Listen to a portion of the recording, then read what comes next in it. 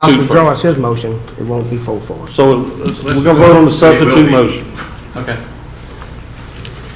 Ms. Sandy, would you call the roll?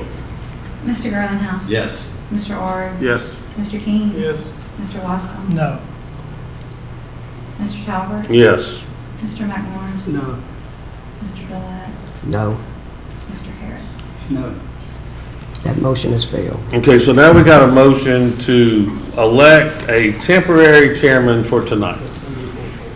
Let's call for the roll. Vote. Mr. Garlinghouse. No. Mr. Ord. Nope. Mr. King. No. Mr. Wascom. Yes. Mr. You don't want Talbot. temporary? No. Mr. McMorris. Yes. Mr. Gillette. Yes, Mr. Harris. Yes. It's the same thing. Okay, so we got no, we're not gonna leave the current place, and we're not gonna vote for a new temporary chair. Where we move forward now? Because we adjourn the meeting, we go home? Mr. I'm Chairman. asking I don't have any more solutions. I mean, any more than I've suggested to could pick somebody else that's not been previously nominated for a one-week chairman. I mean, that would be one of the solution. I understand maybe that votes wouldn't be necessarily the same way if you picked another person. Can we agree on Mr. Ard for tonight? Mr. Chairman, I'd like to ask, if we're going by the Robert Rules of Order, which our standard operating procedure says we are, it says that the chairman should show leadership ability and not influence the vote in any case when it comes to a tie like that. If you abstain for voting or not try to influence the vote, it would not be for a temporary chair, and that would be in the best interest of the meeting. All right, well, I'll make a motion, we make Mr. Ard temporary chair for tonight. I'll second. So we got a Agree on second. that. So call me last, Sandy. Mr. Garlinghouse. Yes. Mr. Ord. Yes. Mr. King. Yes. Mr. Wascom. Yes. Mr. McMorris. Yes. Mr. Gillette. Yes. Mr. Harris. Yes. Thank you, gentlemen. Mr. Talbot. Yes.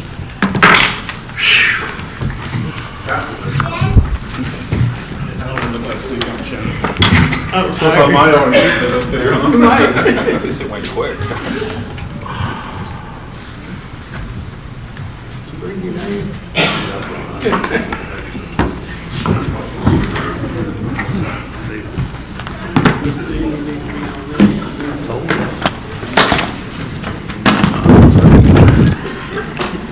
Wasn't ready for this, were you? No, I wasn't ready for this. May I make it? Sorry. I've been put under questions before. The people on TV are saying there's no sound that are watching at home on Cox. Kind of glad. I know, but that's ridiculous. That might be a good thing. Yeah, that could be a good thing. Hey, John. All right, So much for that statement you made earlier. all right. Are we ready? All right, item 6, Livingston Parish Council Clerk appointment. Maybe we can agree on that. I'm gonna need a motion from somebody. Oh, I'll make that motion to nominate, put Miss Sandy back in. We got a motion from Mr. King, second from Mr. Harris. All in favor? Aye. All opposed? Yep, you ain't going nowhere, Sandy. I told her I was firing her. All right, item 7, cell phones. If you have a cell phone, please mute it, turn it off, so it doesn't disturb the meeting. Public input. We come to an item that you'd like to speak on, come to the podium, state your name, your address, and we'll give you 3 minutes to speak on it. Presentations. No presentations tonight. Item 10, adopt a resolution granting approval to the Fire Protection District Number 5 to call and hold an election on Saturday, May 9th, 2020 to authorize the levy and collection of the service charge in the amount not to exceed $32 per annual for each single-family residential structure, not to exceed $100 per annual for each multi-family residential structure, and not to exceed $150 per annual for each commercial structure for a period of 10 years for the purpose of providing fire protection services. This was Jim Ryan. Yeah, I talked to him yesterday. He talked to Bubba, him. you want to speak on this? I have talked to Joe a couple of different times, and so has Scooter about this. And he seems to think it's the other fire districts are doing the same thing. So instead of the millage tax, he's going to go with this same deal right here. And I'll offer that. And this is to allow them to put it on the ballot, Yeah, right? put it on the ballot. Just to put it on the ballot, so people will still be able to Make have this, their voice. You gonna offer that?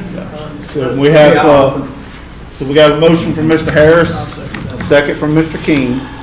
Do we have anyone from the audience that wants to speak on this? Anyone from the fire district might want to speak? All right. I don't want to speak, but I will. I'm Weston Sorensen, 2551 Come- Plantation Avenue.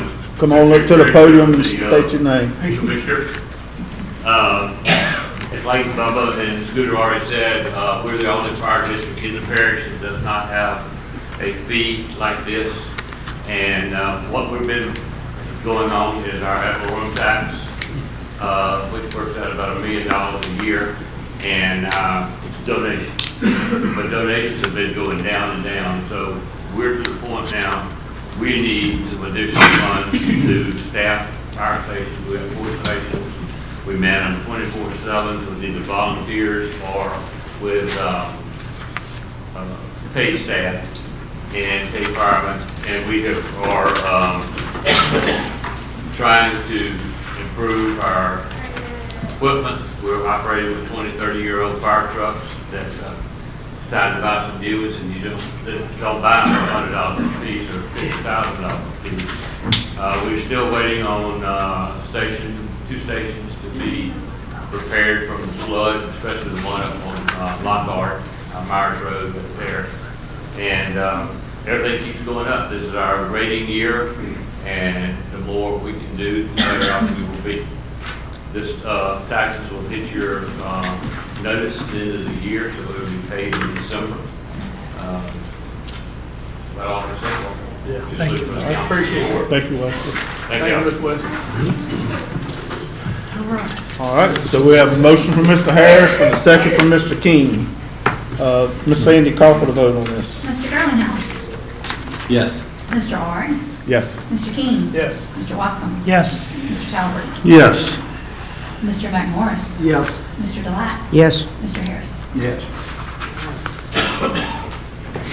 Got to educate the Motion people passes. and make sure they know that this is important. All right, item 11, adoption of the minutes for the January 9th, 2020 regular meeting of the council. No. She's not ready. Not ready? So we're gonna So defer we're going this to item. defer it to the next meeting? We're close. So we'll defer this to the next meeting. All right, item 12, parish president's report. The chief.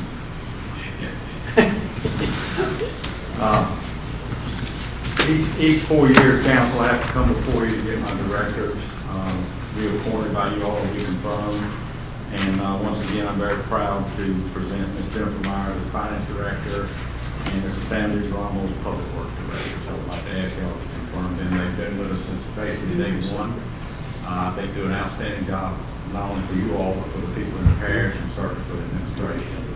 So I would like to ask y'all to support my recommendation on that. So We made. can do both of them at the same time unless there's. Without objection, yes. Motion from Mr. Delat to accept Both of them. both of them. Yes. Second. Second from Mr. McMorris. Any comments from anybody in the audience on this? Ms. Sandy, call for the vote. Mr. Garlinghouse. Yes. Mr. Ard. Yes. Mr. King. Yes. Mr. Wascom. Yes. Mr. Talbot. Yes. Mr. McMorris. Yes. Mr. Delat. Yes. Mr. Harris. Yes. Thank you, council. I'll let Ms. Myers handle it. 12B, I'm asking that you approve the, I want to say, on here it's stated as an RFP, but this was a a true bid process to where it's not just a proposal, it is a true hard money bid on these classifications. The cost of cutting and spraying for weeds and undesired vegetation throughout the parish is so high that we're exceeding $100,000 in all of the categories. So in order to be conservative this year, I broke those categories out for individual bids. And we only had 2 companies bid on all of the 6 categories. And AA Construction won 3 of those categories: roadside spraying, flat area spraying, and lateral ditch spraying. And Dynamic Specialties won the bush hogging, grass cutting at the interchanges, and the as directed grass cutting. I'm asking that you approve those low bids and authorize Mr. Lake to sign those contracts, please. I've got one question. It's not about the bids or anything. It shows the interchanges. I had a constituent ask me, so why are we cutting the interchanges? So does the parish own the part inside the clover leaves? We own some of that, yes. And so that's why we're maintaining it? I never knew the parish maintained it. Yeah. I always saw green tractors. I was like, okay, cool. You know? We're trying to make it look presentable for the Oh, it does. They keep it cut. And it shows that they gotta pick up the dead trees and put them for DPW to pick up and all that. That makes sense. I just didn't know that we owned that. Motion I for thought all it of would have been them. DOTD. You need a motion for all of We're gonna them? need a motion to accept all of them. I'll put that in Yeah. front of Got you. a motion from Mr. Wascom to accept them all, second from Mr. Garlinghouse. Any comment from the audience? All in favor? Aye. Any opposed? Thank you, Thank council. you. I know y'all have an item coming up. I don't know if it's okay to speak on that item, or is that something I need to? This chair removed. Yeah, which one? That was the, Meeting times and things like that. yeah, where's it at on the? 27. 27. All right, we'll go ahead and move to 27. No, 27 is just attorney's report. Let's see. Yeah, but A is the introduction of the ordinance Okay, underneath that. There it is. 20 Okay. 27A, introduction of ordinance, amend section 2-2 Livingston Parish Council, regular and special meeting, setting the time and dates of regular meeting of the council. I know there's been some general discussions, may I speak now? I know there's been some general discussions about the meetings and the times. I've talked with Mr. Moody and I've talked with, I think, a couple of you all. I would like to encourage y'all to move the meeting time up, if y'all so desires. Obviously, it's your meeting, not mine. But in order for my directors to be able to participate, it's really very cumbersome and tiresome on them to try to wait, sit around for an extra hour and a half, because a lot of them come in at 6 and 6:30 in the morning, and certainly by 6:30 or 7, and then they put in a 10, 11-hour day, and then have to sit around and wait for an additional hour and a half to attend the meeting. And in response, if you're willing to move the time up, then I certainly would be, it would be easy for us to make our directors available and our supervisors in order to help with some of the meetings that you all have. A lot of times we need them so we can. Well, I think Yeah. it could keep some confusion down, and maybe in the future keep us from voting on something and then having to amend or Okay. change once they get with these guys. And I've always tried to make them available, and they want to be available. So I just want, for my 2 cents, what it's worth, I ask y'all to consider moving the meetings up. Well, We talked about Thank moving you, to what, 6? Well, we can't. I need a motion for a time. What you go with, Tracy? Well, are we on item 27? Well, yeah, we're doing the 27A, 27. we're yeah. looking for a time. I think you have to bear in mind, you have to be considerate of the people who actually come to the meeting. A lot of these people work too. I think 5:30 is, I think it's too early. I mean, 6, I'd be okay with 6. I'd make a motion for 6. I'll second. We were at 6. Motion for 6 No, from we were Mr. at 6:30. Garlinghouse, No, I mean before. Yeah. Before we changed. second from Mr. Harris for 6. Any other times on the second motion? We're gonna vote. All right. Any comment from the audience on this? Ms. Sandy, call for the vote. Mr. Greenhouse, Yes. Mr. Ard, Yes. Mr. King, Yes. Mr. Wascom, Yes. Mr. Talbert, Yes. Mr. McMorris? Yes. Mr. Delatt? Yes. Mr. Harris? Yes. Y'all ready to introduce it or you want to 6 wait? o'clock. I know it's not. That helps. That helps. That helps. Yeah, so I think formally need to introduce the ordinance now with 6 o'clock being included Okay. in the blank. You need to read by title. So You moved. read that by title? All right. Okay. This is gonna be proposed ordinance number 20-03. This is an ordinance to amend section 2-2, Livingston Parish Council regular and special meetings of the code of ordinances of Livingston Parish by amending the time and hour of regular meetings of Livingston Parish Council from 6:30 p.m. to 6 o'clock p.m. And the public hearing is gonna be held on February the 9th at 6:30, because it hasn't been changed yet, so we're gonna have to have our February 9th meeting at 6:30 until y'all change the form. Okay. Did I say February 6th, 9th at 6:30? No? Oh, okay, February 6th, okay. So it'd be the So one our after February that. 6th meeting will be at We vote on 6:30, change. and we'll vote to change it. We had to change that meeting because of the police jury. Right, you had to move it, yeah. And then we'll actually start with the I have 6th. And then we need dyslexia, to I'm sorry. have a motion to accept the ordinance. You need to introduce it. Introduce. Yes. Introduce it. All right.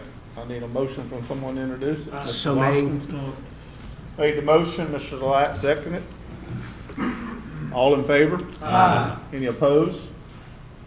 We got that introduced. You want to sit down? It's not 5:30, but 6 will be okay. Okay. You cutting out? Yeah. Be safe. All right, we're gonna move back to item 13, Office of Homeland Security. Mr. Mark Harrell.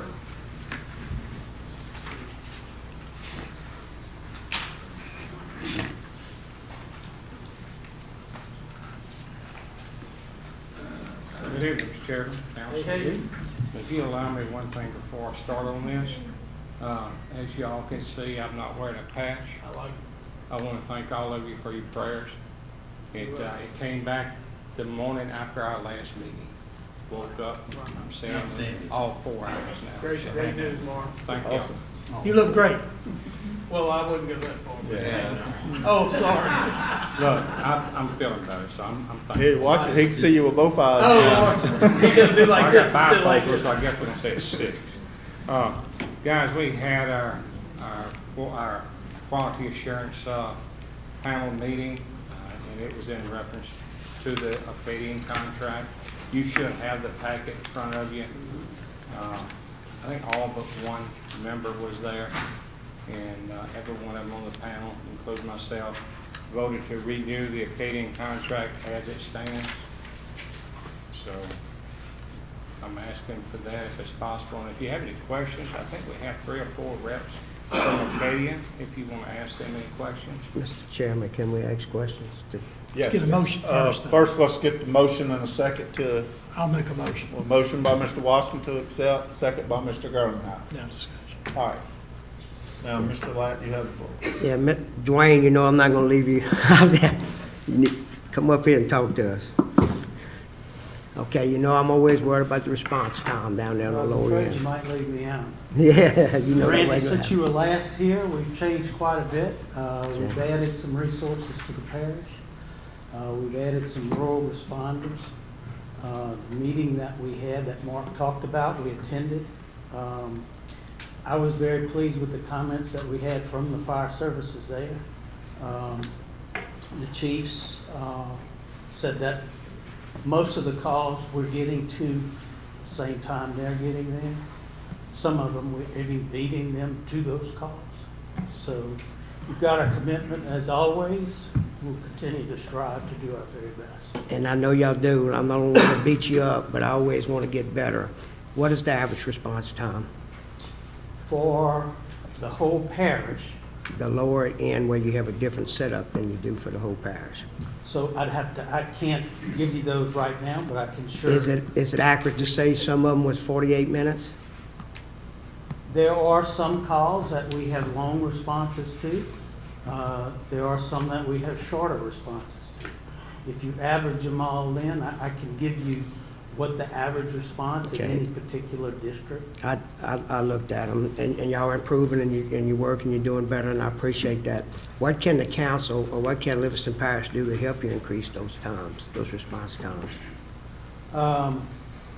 Well, a lot of the fire services help to do that by the responses that they do, the first responders.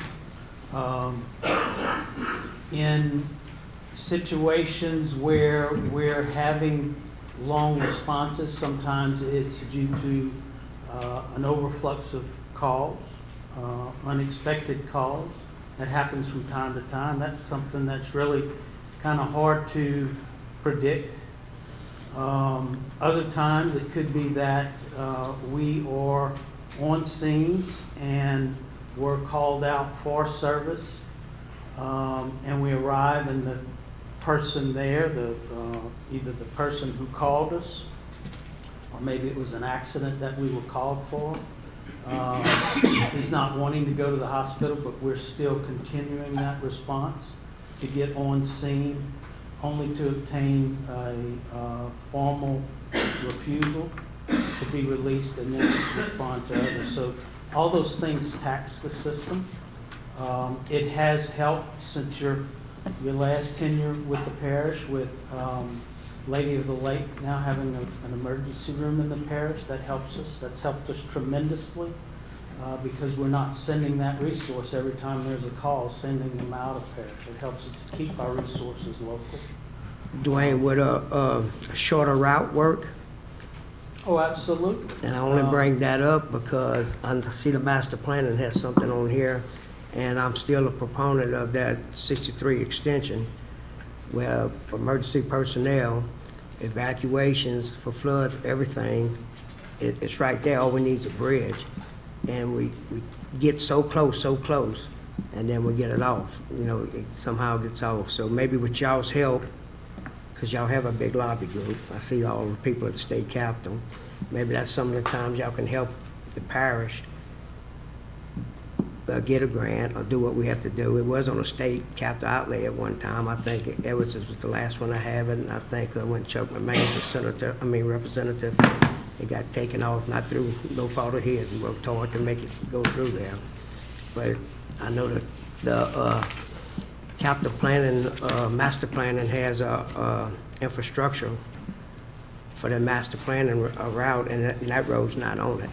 And I know that would connect the parish together, and it's just one bridge.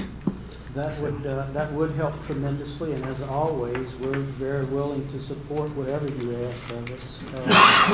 And if any point in time that comes, you reach out to me, and you've got my word. We'll work on working with you and the parish to try to better serve in those situations. Certainly, that would not only just help Acadian ambulance and ambulance responses, Help the but sheriff's department, all help, yes. emergency responders. Thank you. Appreciate it. Any other questions? And we've had the same thing up to Watson, you know, it's just so long to get there, and now that the traffic's so thick, you know, we got Newman North Extension on that list, and that'll help you guys too, to get up to Watson, because they can just go hit Lockhart instead of having to go all the way around. All these roads are important. We need to get as many of them done as soon as possible instead of later, you know. And the thing to remember, the ambulance is just like the fire trucks. I mean, you got larger vehicles and you can't take Can't that. maneuver, that's right. Exactly. Yep. You Oh, we can't travel at understand. the It's- high rates if you're in a Hey, you smaller. can't run vehicle. 75 miles an hour on the back roads. It's either. not safe, we That's could, right. but I get it's it. putting the public at risk as well as our state. Sure. We appreciate the work. And we've been talking about the same thing for 4 years. It's just, But I talked briefly about the rural responder. That's one of the things that we've done, is that with the rural responder, it's a smaller vehicle. It's like a pickup truck. It has a paramedic on board, staffed with advanced life support, and that's kind of what we're trying to do, is get those vehicles they can quicker. travel better. And the ambulance, they're dual responding to a lot of these to help cut some of those responses to Morrill and Watson and those areas. If it's outlined, it's hard to get to. It just is. But we appreciate it. Thank you. Continue to strive for that. Thank you, Dwayne. You're welcome. Any more comment from the audience? All right, we had a motion from Mr. Girlinghouse, and who's second? Mr. Delat, second. No, Wascom made the motion, Delat second. All right, Ms. Sandy, call for the vote. What we're voting on is to, Accept, For the contract. to, approve the contract for Acadian Ambulance for 4 years. You got, did you get anybody? Well, Mr. Wascom made the motion, Mr. Delat second. no, No. I have Mr. Wascom made the motion and Mr. Burlinghouse made the second. I knew he was part of it. Randy asked the That's question. okay, that's okay. Mr. Burlinghouse, Yes. Mr. Ard, Yes. Mr. King, Yes. Mr. Wascom. Yes. Mr. Talbot. Yes. Mr. McMorris. Yes. Mr. Delat. Yes, Mr. Harris. Yes. Thank you, Mark. Glad to see you. All right, item 14, request for Director of the Livingston Parish Convention and Visitors Bureau Tourism Commission to present an informational update and discussion of change in their bylaws. Good evening, gentlemen, ladies of the council, citizens of Livingston Parish. I would like to say that it's a great positive time for tourism here in Livingston Parish. Our last statistics that we have received from the Lieutenant Governor's office and from the University of New Orleans, they usually do the study, $118 million in economic impact to this parish for tourism. That was in 2019. We had about a $15,000 to $16,000 uptick in revenues from our hotel motel occupancy tax from 18 to 19. So that's a good move upwards. I've been here since '06. It's continued to go up. Of course, when we have storms, those hotels are filled sometimes for a year, and so we see a lot, usually a pretty big uptick in occupancy tax.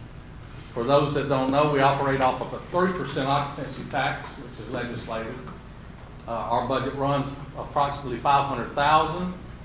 That is up from about 260 something thousand from 06-07. So we are growing. Obviously with the number of hotels, RV parks, and of course the visitors and citizens. I feel like we're going to really grow if the economic population growth that has been forecasted continues in the next 15 to 20 years. And Livingston Parish will benefit greatly off of that. A couple of things I just want to tell you. I know y'all love numbers. This is 2019. The number of visitors that we had in the state of Louisiana was 47 million, a little over 47 million. That was almost a $2 billion in tax revenue that the state received. Of course, Livingston Parish was 118 million of that, some of that formula. So it's huge. The other part of that is the employees that work. Our employees in our restaurants, our employees in our RV parks, our hotels, our employees that house our fairs, our cultural events, etc. All of those are included in the economic impact of tourism. One of the changes we've seen, though, we used to say, oh, we just want heads and beds. Well, that saying is pretty much going away now, and it's still true because we want the most people to stay here because off of that occupancy tax. But one of the great things we're seeing in the tourism industry is we're getting more into storytelling.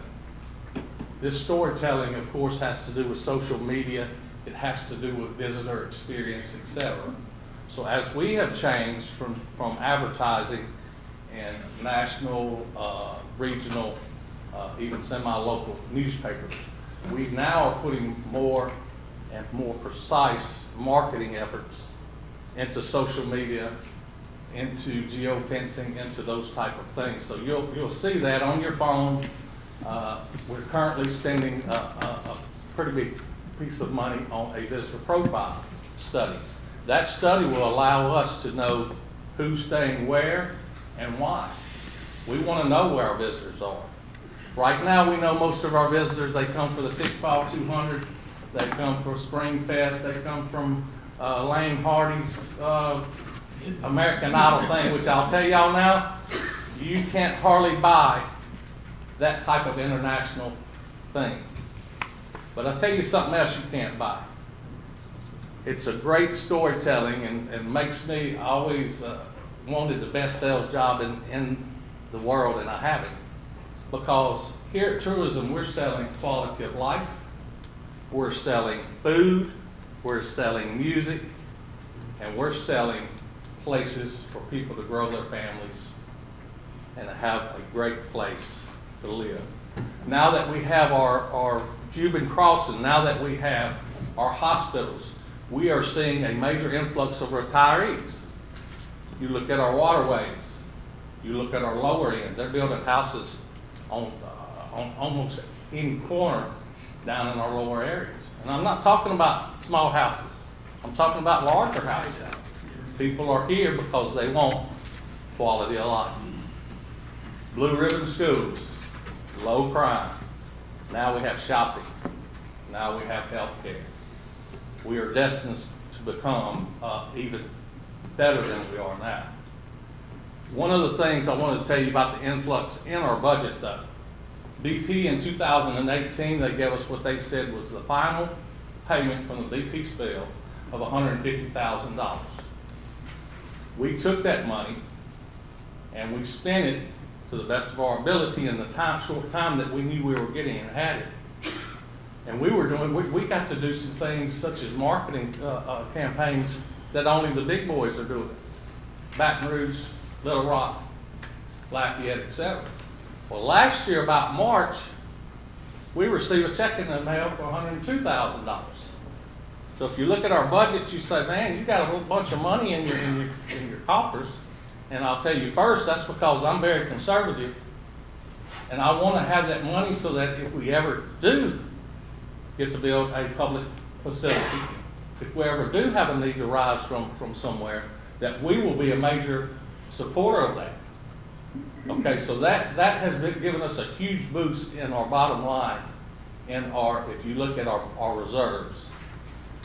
The other thing is that we are looking at now expanding into regional markets, even international markets, which was, back when we were like. We have a lot of people coming from Canada. So we are trying to go out and touch those type of people. Once again, we're very blessed with what we have and where we're going in tourism. I'm open for any questions. As you guys know, I have a very open door. You can reach me anytime. I would like to make this an annual thing to be invited. If we can go ahead and put on the calendar for next year or December, I'll do it whenever y'all would like to. I know some of y'all personally, we talk about it when I see y'all out at meetings, restaurants, etc. Because it's exciting for our parish. And at this time, I'll take some questions. Mr. Eric.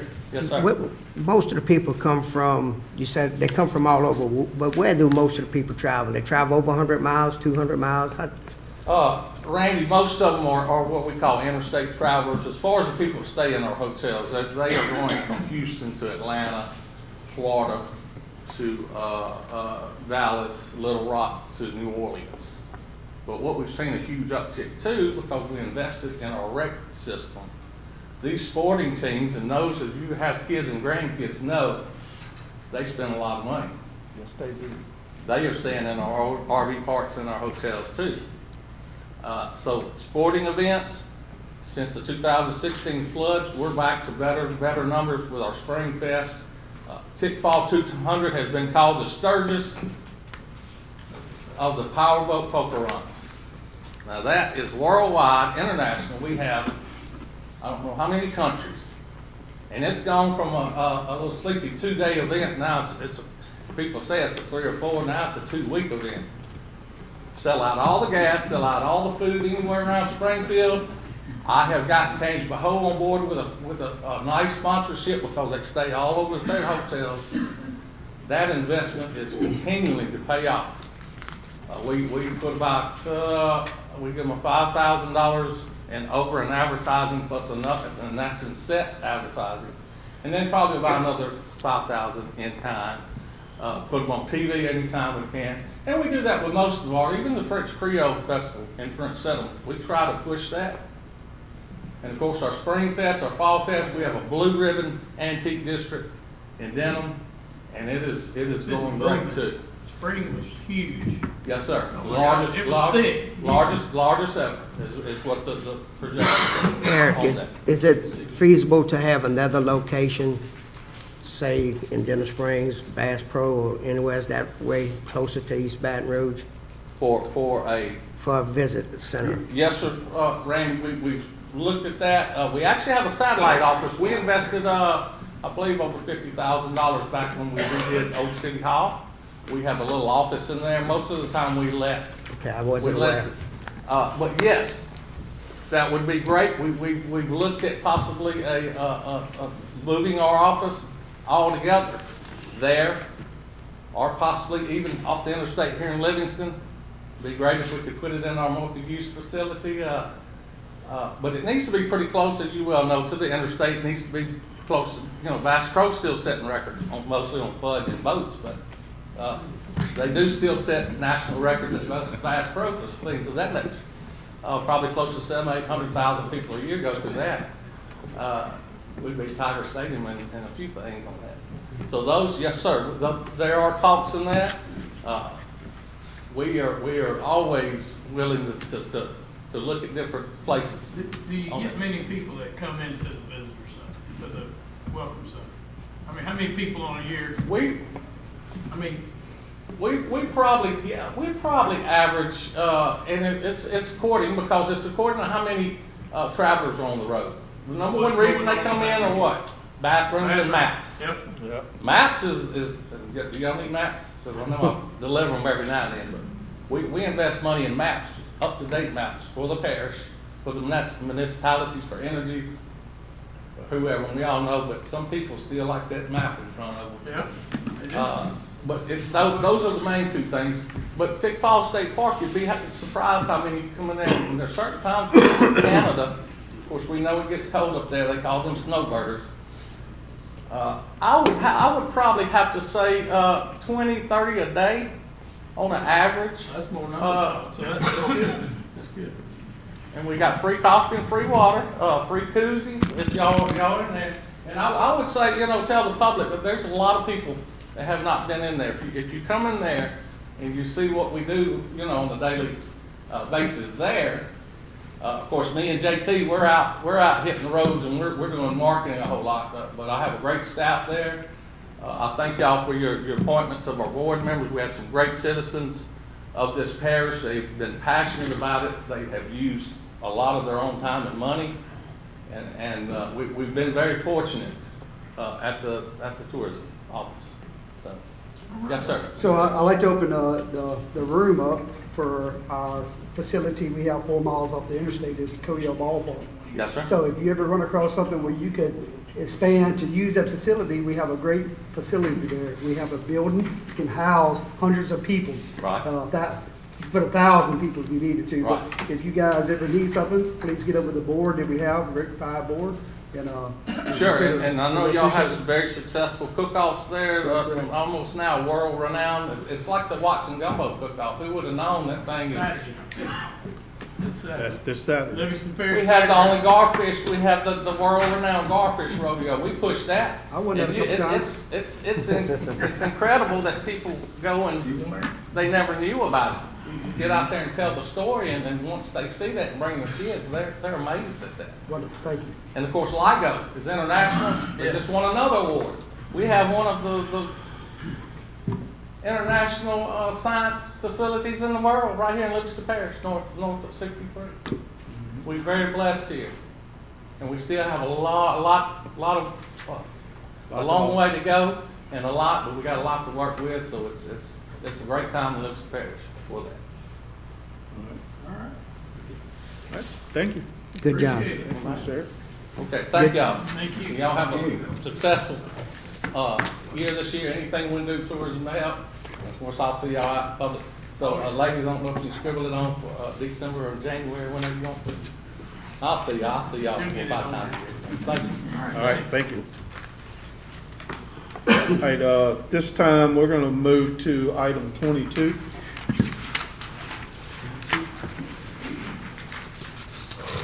Is it 22, is that the one? Is that the right one, Bella, 22?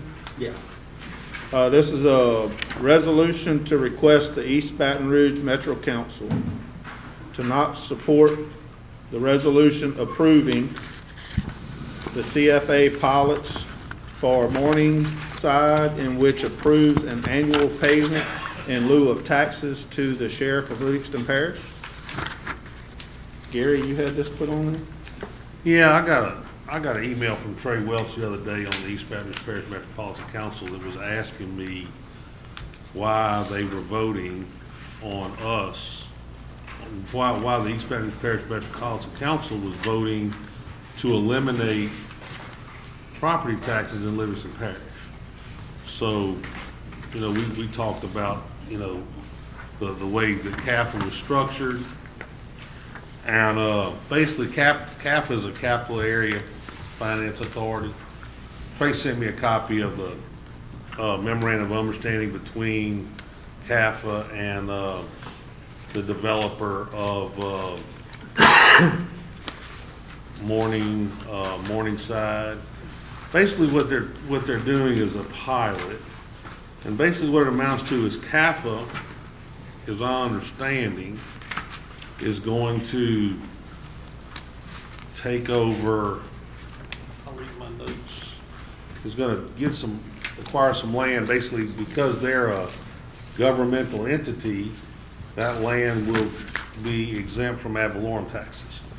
To make a long story short, basically what the ordinance in front of East Baton Rouge Parish Metropolitan, the council is that the organization that operates or CAFA Morningside at Juban Lakes will pay the parish in lieu of ad valorem taxes $101. I'm looking for the number. I didn't highlight this.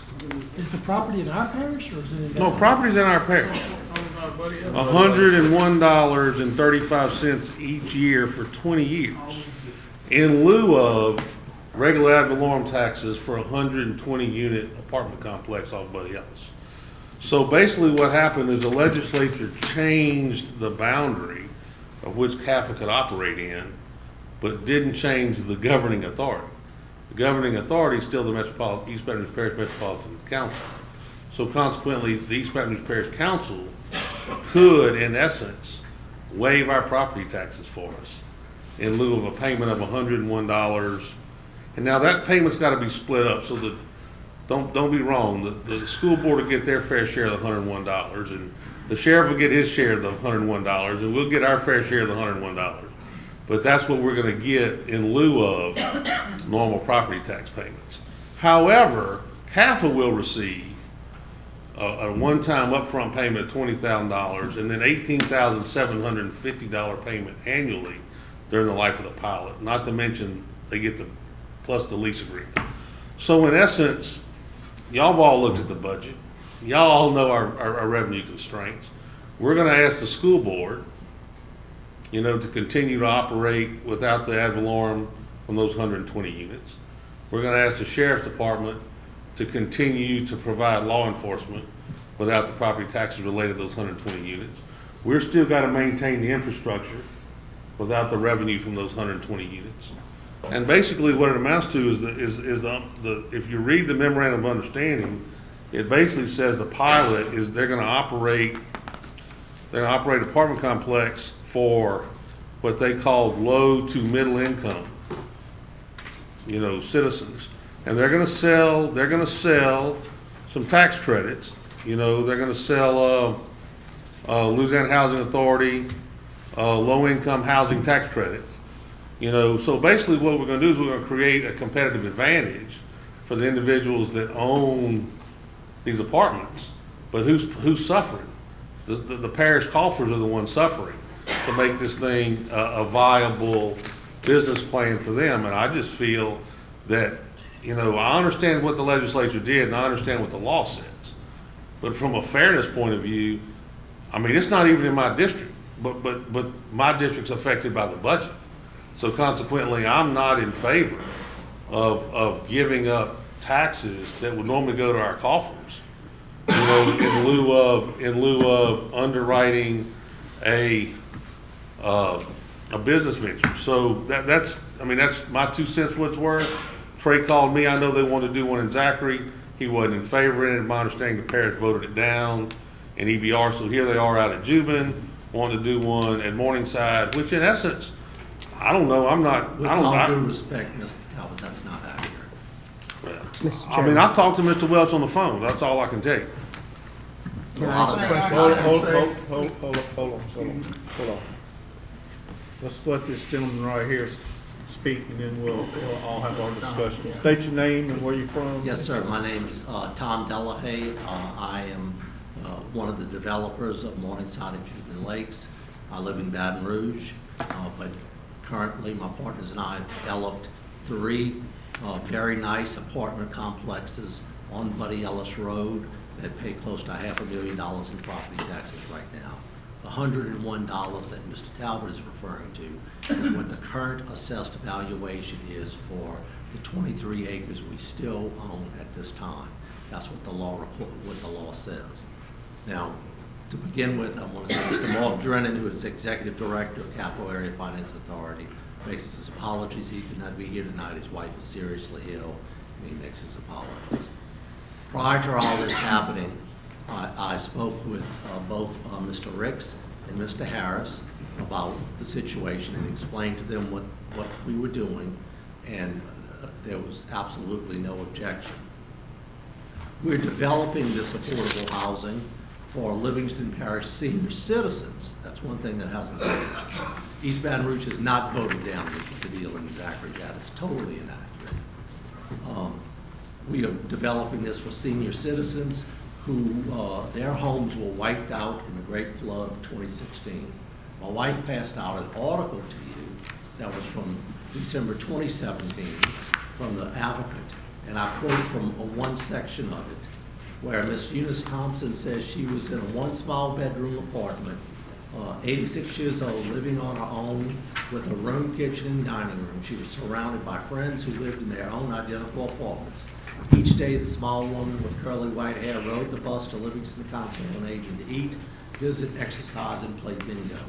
But since her low-income housing elderly apartment flooded in the Great Flood of 2016, Ms. Thompson said she was been unable to find another place so she can cover with $800 a month in Social Security. She says there are no apartments available for seniors. That is accurate. This development will be for senior citizens only, not for families or anyone else, just for senior citizens. It's not an assisted living facility. It's just for apartments. Our senior development will be of high quality, like our other properties on Buddy Ellis Road. Mr. Harris has been, he's seen a number of them. We just broke ribbon on one last year. That was about a $23 million development, and right now we pay close to $500,000 in taxes already. This senior development will be a 3-story building with elevators, a swimming pool, arts and crafts room, media room, yoga room, and other things. The senior citizens development's purpose is to provide high-quality, affordable housing to senior citizens who have limited income who may still be working or from their Social Security. The reduction in property taxes, gentlemen, is a key component to why this senior development works. Without it, we cannot charge the lower rates, and the bank will not do the deal.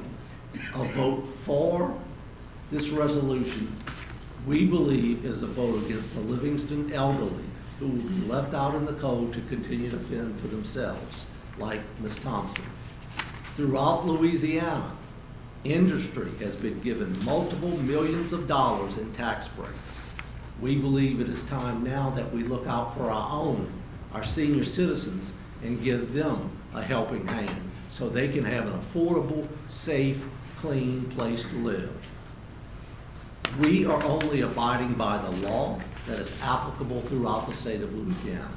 CAPFA did in-depth due diligence of our development before approving this senior development. East Baton Rouge Council approves the elderly development because that is the way the law is written. If the law was written that we would come to you, I would have come to you, but I spoke to who I thought were the appropriate authorities and assured of our support. My development company, we are the developer of this project, and we have developed, as I said, 3 other properties that produce over $500,000 in taxes. We are not just takers, gentlemen, we are givers. We have provided very valuable land, rent-free, on Buddy Ellis Road to the Livingston Sewer District to install a temporary sewer plant. We are going to donate that land for the permanent sewer treatment plant. This sewer treatment plant benefits thousands of Livingston residents for the public sewer for that area. To help the Livingston Sewer District expedite the location of this temporary plant in its construction, we fronted out of our own pockets $300,000 for this plant to be built. And at the parish request, we have spent over $500,000 without objection for the deceleration lane on Buddy Ellis and for the construction of Village Lane, all which benefit residents of Livingston Parish.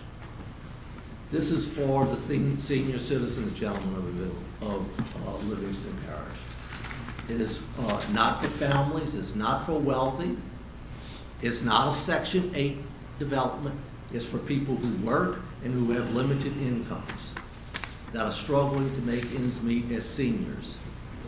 There's tremendous demand for this development because of the great flood of 2016, that all the senior development in this parish was wiped out.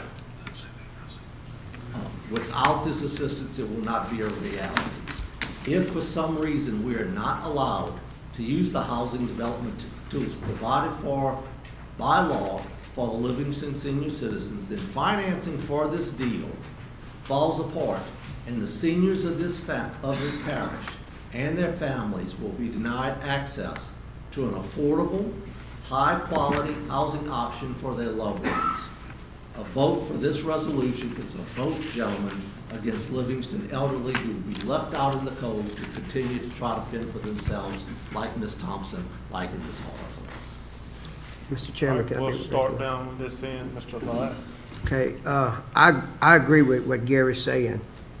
What I have a problem with is a resolution is a non-binding law. I don't think this resolution goes far enough. I think there's a procedure when we give up a tax, and that procedure is done, if, correct me if I'm wrong, Mr. Moody, is done by ordinance to start with.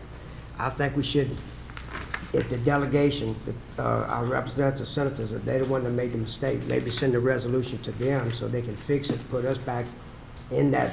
We need to make that decision, just like the school board has to make it, just like the sheriff's department has to make it. And I don't think this non-binding resolution goes far enough. If we do decide at a later time that's what we want to do, then we use our procedure that the state government gave us to use to give that tax break. But, you know, when we send a resolution, that's just the will of the council, that's not a law. And I don't want to be giving up a tax break at this time without enough information, no public hearings or anything.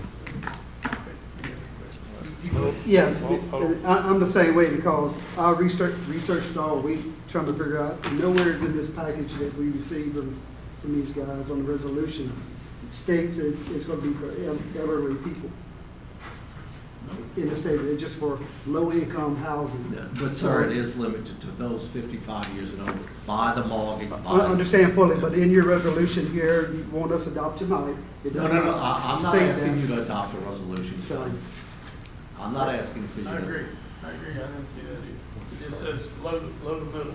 Well, that was the mischaracterization by those who oppose it.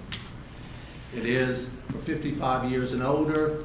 There's, you know, that's why why the state supported this, why we received funding from Louisiana Housing Corporation. That was the whole deal behind it. You know, seniors, as this article shows, and that I passed out. The housing stock for seniors was wiped out in 2016. Our market studies show there's demand. We already have family apartments there. What we're trying to build is something for the senior citizens. It is strictly limited to 55 years and old. Thank you. Okay. Mr. Harris, you had something?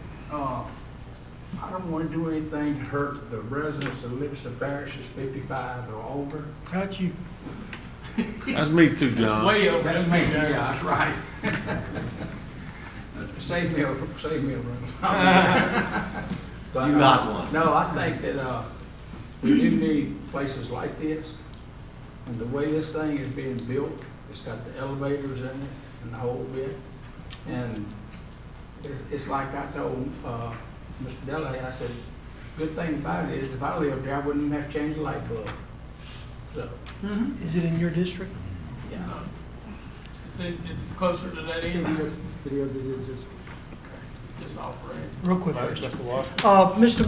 Moody, maybe you can answer it. So this is a program that the state has approved, that someone can build buildings in Livingston Parish and cut out all of our taxing that's apportioned for it. And is that correct? Am I correct in that? Yes, sir. I haven't looked at this in great detail, but this sets up a public housing trust. So the trust owns the property, and they will allow certain things because they want to encourage certain housing needs. And so The taxing entities wouldn't receive their not for 20 years, just like you did the Bass Pro.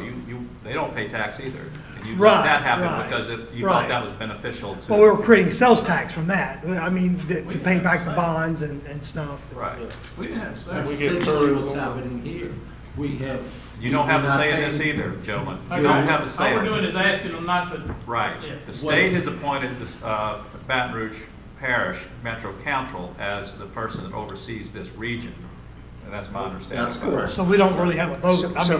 So this resolution is asking that council to reject it. Yeah. I see what I you're was saying. asking it this way. Mrs. King? Well, is this the same development that we approved the preliminary plat on like 2 or 3 years ago? Or is this something new? Yes. That we waived all parking on? Well, no, what you didn't waive all parking, sir. What we asked you to do is, since it's seniors don't have a lot of cars, and the requirement was for basically 2.5 cars per unit. What we asked you to do, so we wouldn't have just a whole lot of concrete with, and empty parking spaces, reduce the number of parking spaces. We're putting more than required. We're putting about 150, 160 spots instead of 120, which y'all allow. But we did that so we could have some green area. Seniors like to plant gardens. We're gonna have gardens for them. We're gonna have a swimming pool, bocce ball, things like that. But yes, sir, this is the The development. same development. Well, my thing is, it's been 3.5 years since the flood. And right away, as soon as the flood happened, we had people coming with stuff, going, oh, y'all gotta approve this, let's build these little nothing things, because the seniors have to have somewhere to live. And we're 3.5 years out, how long is it gonna take to build that, 2 years? No, sir, we expect to close, and you have to understand that we're dealing with, some of this is federal money, some of it is from the state. It takes quite a long time. We've got to go through a 7-month environmental clearance thing. Right. To make sure that there's no woodpeckers on the land. Oh, and yeah, things and like that. artifacts, and yeah, I get, Right. so my thing is, this is not a hurry up. So if we wanna wait on this, Randy, I say let's table it and look at it. Well, here's the situation. I mean, look, the memorandum of understanding clearly states that the authority is a local public trust authority whose mission and purpose are to provide safe, decent, sanitary housing for low-income and middle-income persons to manage resources efficiently and effectively. The memorandum of understanding clearly states it's low and middle-income individuals. It doesn't address age whatsoever. In the memorandum of understanding between the Capital Area Finance Authority and the Jubilee Interchange Partners number 4. Let's get that answer. So here's the deal. Look, I have a EBR councilman calling me wanting to know why they're doing it. We had the discussion. He says, well, I'm gonna tell you, I'm not voting for it unless y'all want it. So in taking it one step further, I felt that since this thing's gonna be was introduced last night as a resolution, now EBR got a little different rules than us. Everything's gotta be introduced 2 weeks before it can be publicly held. So it was introduced last night, in my understanding, at the EBR council meeting. So if we pass this resolution tonight, then before they vote on it, it'll be in their thing that we requested them not to do this. Look, they can ignore our resolution, but I can promise you, if we do nothing, there's a heck of a greater chance that we're gonna give up that revenue from the ad valorem on this apartment complex and still provide services.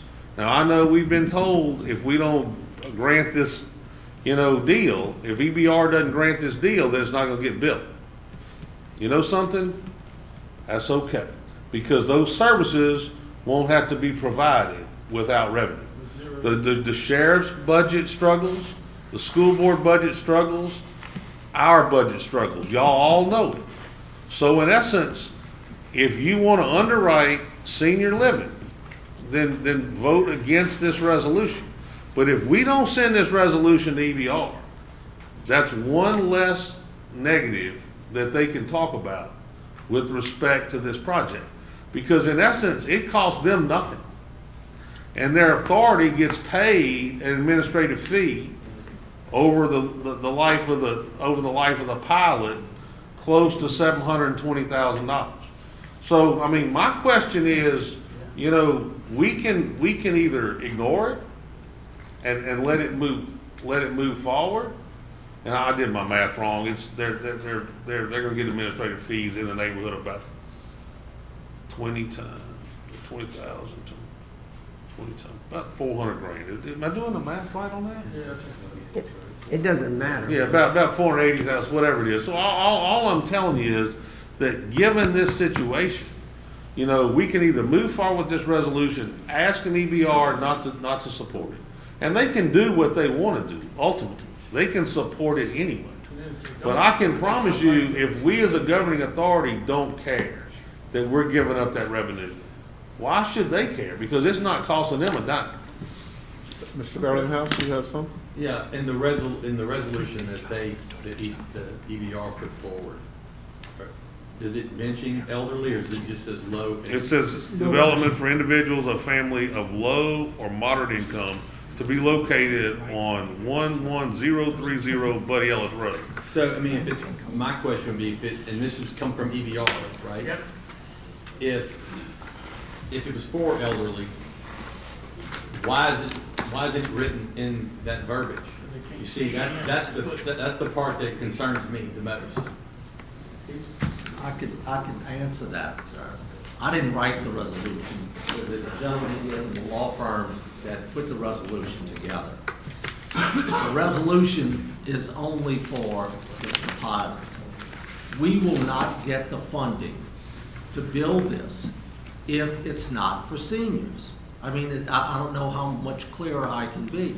And the reduction in the property tax bill will allow us to charge the lower rents. We keep throwing out these things about low, and let me tell you what low income means to the federal government. That means that you're making $30,000 to $40,000 a year. So it's not people that, then there are some, that's at 60% of the area median income. There are some that are making a lot less that we will provide housing.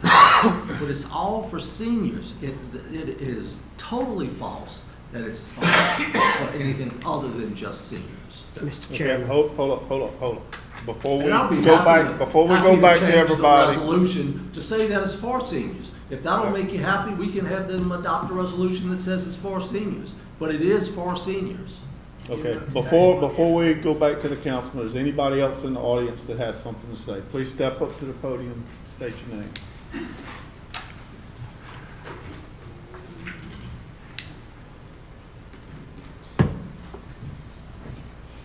Jaden Smith, 9295 North Street.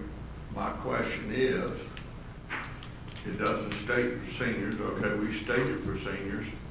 5 years from now, they decide to sell the place, and it's not definitely confined and made clear that it's only for seniors, and it's on a limited profit basis, they can turn around and sell it, and we're screwed on the tax money.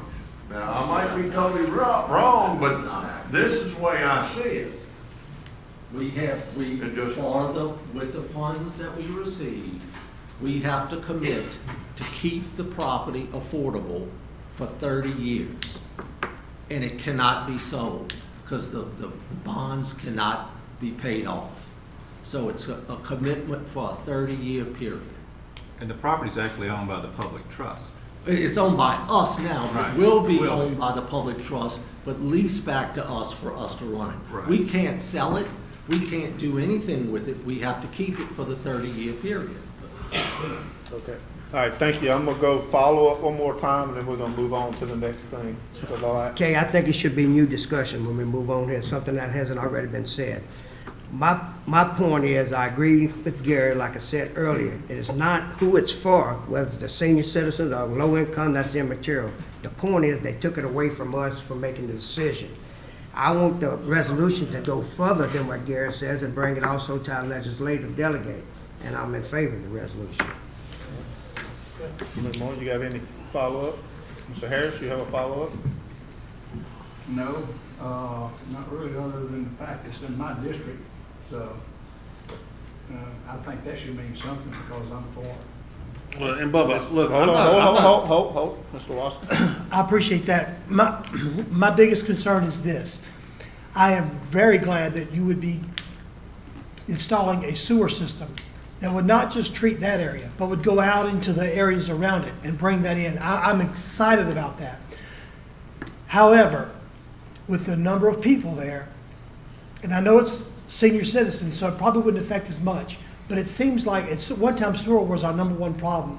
Traffic is definitely increased, caught up with or surpassed some of our sewer problems. Our infrastructure is dealing with a lot of things, but traffic is our #1 problem.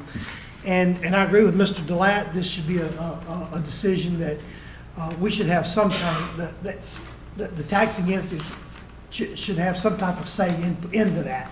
So I would like to, after this finishes, if you need to put that to motion, I'll be glad to second that, that we could do that.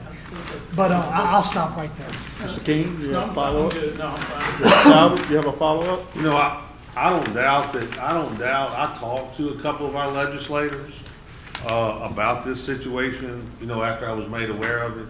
And I think that, you know, we need to probably do some research, and Chris and I, you know, talked on the phone, and I think Chris, we kind of worked through this, you know, talked about it together, and I think that's when you came to the realization that we weren't ever gonna get a look at it, that EBR was gonna get the final say, and that's why we came up with this resolution, you know, that you worked on and worded so eloquently. But, you know, I'm all in favor, Randy, of going to the legislature. I just think in this particular instance, we need to send this to EBR as Chris wrote it, so that they will know. And then if we want to get with our legislative delegation and try to get us out of, you know, CAFA, or either get us a voice in that situation. You know what I'm talking about? But basically, the way this stands right now is that the EBR council can go give away tax revenue in other parishes, you know, without any cost to their budget, and then their organization, CAFA, that they supervise, will get, you know, revenue in the form of annual payments, you know, administrative revenue in the annual payments in this thing. So absolutely, the more they develop outside their parish, the better it is for their situation. So I think given in lieu of that, we all tend to be in agreement about the revenue situation, that we pass this resolution tonight, send it to DBR, and then we can sit back and talk about how we need to address our legislature. But given this situation, you know, I don't know if there's been a motion. I'd like to move that we send the resolution as is. Mr. Gardenhouse, you have a follow-up?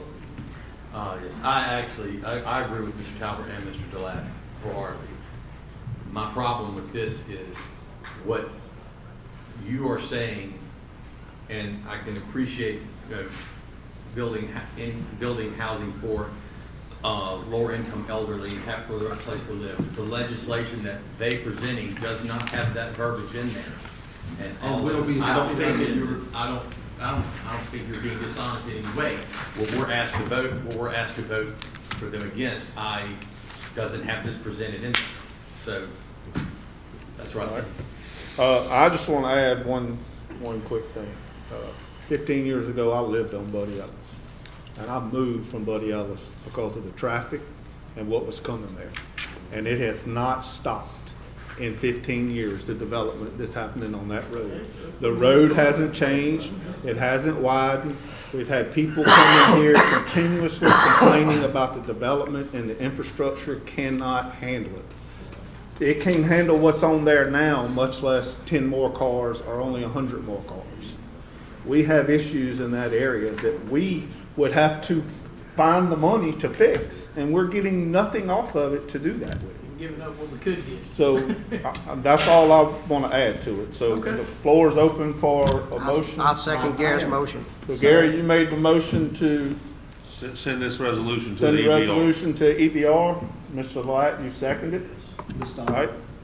Discussion real quick. I know it's in Bubba's district. Is it in yours too, Mr. Bubba? Yes, sir. Is- Look at the map, it is. It's all Mr. Harris's? Look, Okay. and- there's no doubt the development's above it, but the budget in every one of our districts. Yeah. Right, So, right, right. real quick, hold on. From Bass Pro. Yeah, hold on, real quick. Gentlemen, I think it is absolutely criminal that governmental bodies will give away millions of dollars to things like Bass Pro and Juban Crossing and Hobby Lobby and places like that, and cannot forgive $75,000 in property taxes for the senior citizens of Livingston Parish. That is what we're talking about, gentlemen. That is the bottom line. And a resolution to the Metro Council will likely be, in large part, a way to kill this deal. All right, thank But I you. think, what they presented is not Well, what was mentioned there. how- Okay, how- hold on. We have a motion and a second on the floor. Ms. Sandy, call for the vote. Mr. Garlinghouse? Yes. Mr. Ard? Yes. Mr. King? Yes. Mr. Wascom? No. Mr. Talbert? Yes. Mr. McMorris? Yes. Mr. Delat? Yes. Mr. Harris? No. Motion passes. Passes to send the resolution to EBR. Thank you, sir. All right, moving on to item 15. We are now entering a public hearing.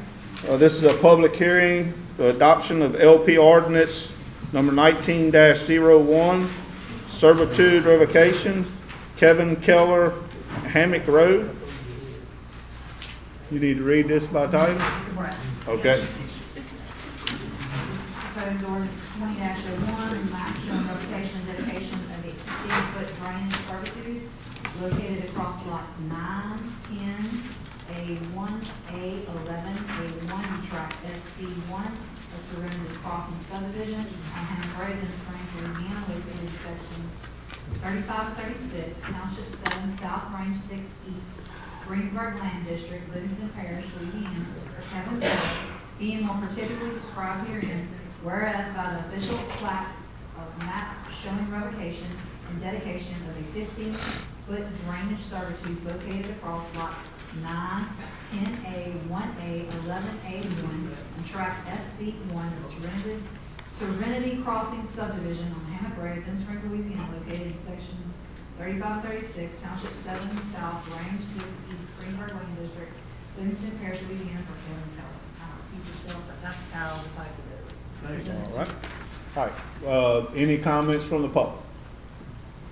We are now closing the public hearing. Any comments from the council on this? Check. Jeff, I went, that's in my Mr. district Harris? also. All right. And I was concerned about it, so I went to Alvin Fairburn and Associates, and I said, look, we can't be blocking off drainage. And we went down to the big table, had the big map and all, he said, we're not blocking, we actually improving the drainage, the way they're gonna redesign it. So, in that case, I'm for it, and I'll offer that motion. So Bubba, are we killing servitude along a road? No. Did that whole section? Well, You know about this? Chad, you wanna come up? Yeah. Because we're revocating a dedication of a 15-foot drainage servitude across these lots in this subdivision on Hammock Road. And then we're adding, are we adding, Bubba, a different servitude? The way I look at it, they reclaimed the property to move that drainage at a different location. Right, they moved it to the back of the lots. Yeah, I think this one is just Just that coming line. through the middle like this? Yeah. Gary, I think that servitude they're revocating is cutting through the middle of that lot. Cuts through. So Well, they're it gonna be just, able to well, use the lot now. it says they that make it we're where they can use the lot. revocating, Yeah. we're revocating 9, 10A1A and 11A1 and tract SC. I think that's that little piece right there. Yeah. And then So, they taking this but, out so but, they but can they're use the lot and eliminating, bring it across the but back. they're eliminating, no? Or they They're cut- making it one big lot? I'm just trying to, if they're cutting out they're cutting out that border. Yeah, there's some on the back of the lot here. Just like they're making this I one think the ones in big front of 8, I mean, on the backside of 876 through the rest of them. I mean, have y'all being the parish engineer, looked at this to make sure that there's no impact? We didn't, we don't look at everything. I think we didn't look at this one. It was on the planning commission meeting, but I don't believe we looked at it in great detail. Did you say the drainage district or somebody did, Bob? Did somebody from the drainage district look at this and see if it was impacting? I don't know if anybody in the drainage district did or not, but, We can take a Hammond Road's not even in the drainage district, is it? Yeah, yeah, that's Is where. Hammond Road in the drainage district? Five Star is. Is it? Yeah, yeah, it is. I'll be glad to look at it here. I don't think I looked at it in great detail. So you think this is something that we'd have to do tonight, or you think we put it off for 2 weeks so we can make sure it's, because, you know, we did a couple of these quit claims and then we had to go back and redo them, and I hate doing stuff like that. yeah, we can, I mean, you know, I don't think they're gonna start to work in the next 2 weeks and change it. it's raining every day. Right. Yeah. Who sent it to the parish to be done? I don't remember. Yeah. Motion to defer to the next meeting. Motion to defer to the next Yeah, meeting? please, check it out and just tell us what exactly they were. But Chad, I just wanna make sure that we're not negatively impacted. I mean, if we're increasing the drainage, fine, if it's staying the same, but And I think what I'm seeing, it is gonna increase the drainage, but you don't know It until will. you, yeah. Going to the back, All right. and it goes all the way down, Stay goes in through the the middle. woods, and goes on down and crosses Highway 16, goes into Grays Creek down that way. This is further north than Danny, up Hammock, Danny Paley's. Yes. Yeah, no, It's between him and 16? No, it's between him and Walker South. Oh, on the other way. Yeah. Okay.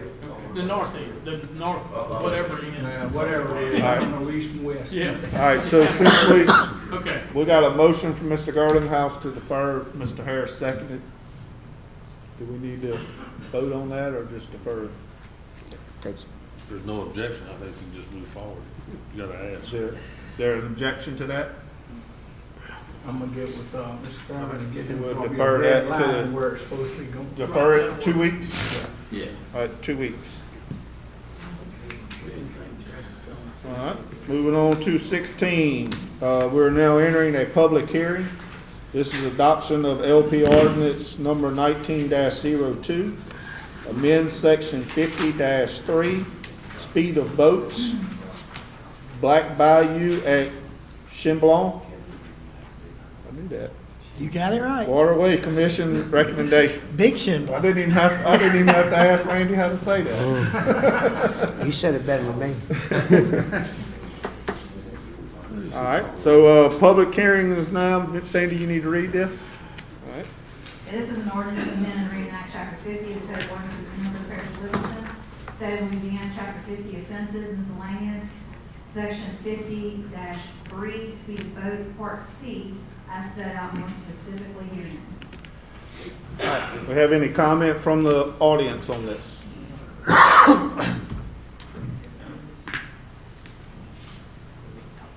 This is the one that's adding the idle zone, right, at Black Bayou and Chimblon, the intersection. Correct. Yes. Correct. Last month I brought it up, Perry, to Waterway Commission. Thank you. Sandy.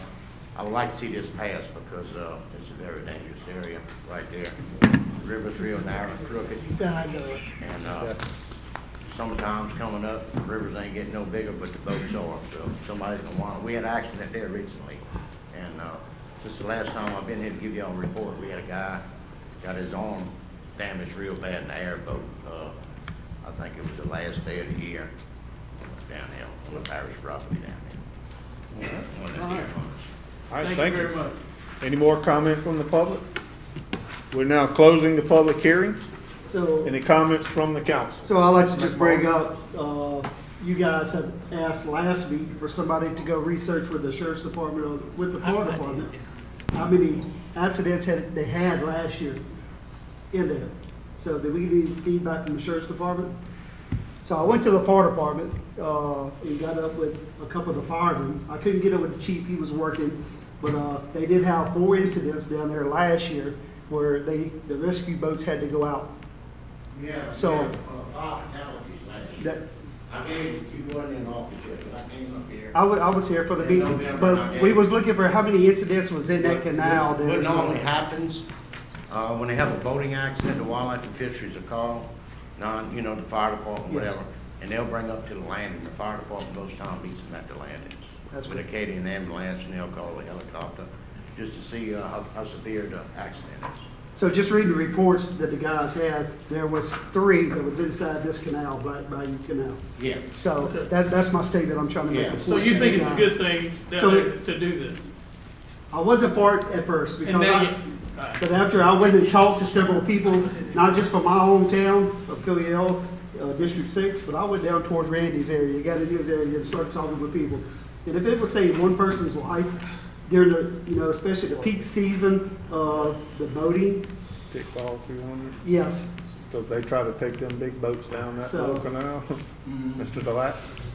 One remark I want to make is, this is the most political thing they got when you put a idle no wake sign. 50% of the people want it, 50% don't. Well, we appointed a commission to do due diligence, go out there, decide what's right, and they made a recommendation. And you're almost obligated to do what they recommend, because they out there free of charge, spending their time just for the community to help the public. And so I'm in favor of the motion also, or whatever it is that we have to do. Any more comment from the council? All right, so I'm gonna need I'll a, make a motion to accept it. motion from Mr. McMorris to accept it, and a second by Mr. Delat. All in favor? Aye. Any opposed? John, you good with it this time? I'm good with it. Well, I'm not great with it. I like the way he did it. but I'm good with it. Can't take the jet ski. I ain't great with it, but I'll. All right, item 17, removal of waterway commission member, Mr. Randy Delat. I talked to Mr. Eric Edwards, and he was here again tonight. A couple of days ago, he told me he's been 2 years trying to get off of this thing. I said, well, you're in luck. I'm fixing to take you off.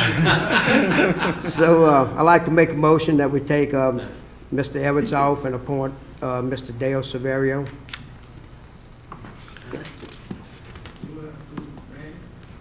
Dale Severio. Yes. Need a second? I'll second. All right, we got a motion from Mr. Delat, a second from Mr. Lawson. Any comment from the audience? All in favor? Aye. Any opposed?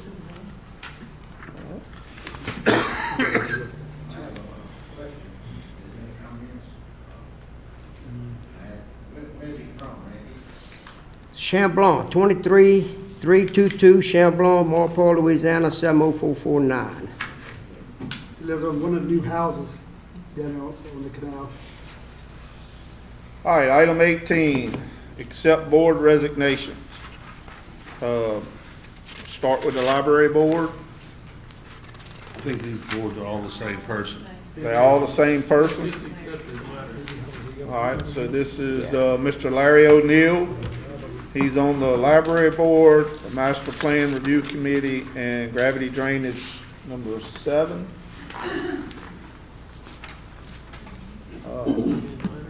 So this is, we have his letter of resignation. So I need someone to make a motion to accept.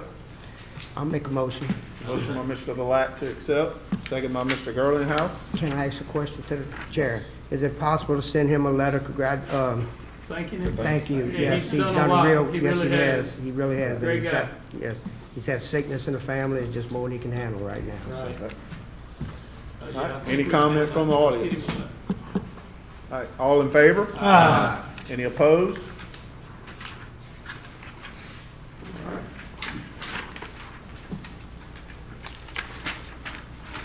All right, item 19, board reappointments. Fire Protection District Number 2, Randy Hey. Delac. Yes, did we skip 18, or we did it? Yep, we did all three of them, Oh, 18. okay, That was that's his at one resignation, time. all three of Yeah, them. but I had to make an appointment for him after his resignation. They're all. Well, we're doing them I'm one sorry. individually. Randy. I'm On sorry. 19, I'm on sorry. 19, we're gonna do them all individually. I'm sorry. So right now, well, A is Fire Protection District Number 2. Okay, wait a minute. This will be, for you. Who is that, Sandy? Number 2, Springfield, right? Oh, yes, sir. Yes, I want to make a motion of reappoint Bernie Ross. Bernie Ross. All right. I get a second for that? Second by Mr. McMorris. Any comment from the audience? All in favor? Aye. Any opposed? All right, 19B, Fire Protection District Number 5, RC Bubba Harris and Scooter King. We do them together, just. Yep, we do them together. Make yours, and I'll make mine, we'll vote. Okay, do I have to make mine? Joe Kukowski. Oh, Lord, listen, we could have done without that. Can we just say no? I'm just kidding. I love Joe. He's a good guy. And yours? Oh, mine is Miss Susan Mack. Yeah. Wait. You, Tony Sibley, I believe, is your one. Yeah, Tony Mr. Joe Sibley. is our fire chief. Oh. So Tony Sibley. that's on your next. Yeah, the chief's hard for the chief to serve on the board. Little conflict. You got him on planning, Bubba. He missed, but it was wrong, so we gave him away. That's supposed to be Tony Sibley? That's my cousin. You sure you want him back? Don't say that, because that's my cousin. My last cousin. Jeff, I knew we. Don't deny me, bro. Okay, so what's the motion? So we got, Wait on one. Bubba Harris is at Tony Sibley, And Susan reappointing Mack. him, and Scooter. Susan Mack? Mhm. Yeah, I talked to her. She's doing a good job. She's really liking being able to help Fire 5, so we'll keep her on Right. there. So we got a motion from Bubba Harris to accept Tony and Susan, Yes. and second by Mr. King. That's perfect. Yep. All right, any comment from the audience? All in favor? Aye. Any opposed? All right. C, Fire Protection District Number 7, Gerald McMorris. We'd like to reappoint Gerald Crochet and Mr. Donald Sibley, if we could do them both at the same time, but these just reappointments. All right, so a motion from Mr. McMorris to accept both of them, second by Mr. Girlinghouse. Any comment from the audience? All in favor? Aye. Any opposed? All right, Fire Protection District Number 9, Randy Delac. Yeah, I got that one. That's D. Okay, I have 2 also. I'd like to reappoint MacArthur Semino and Dwayne Brown.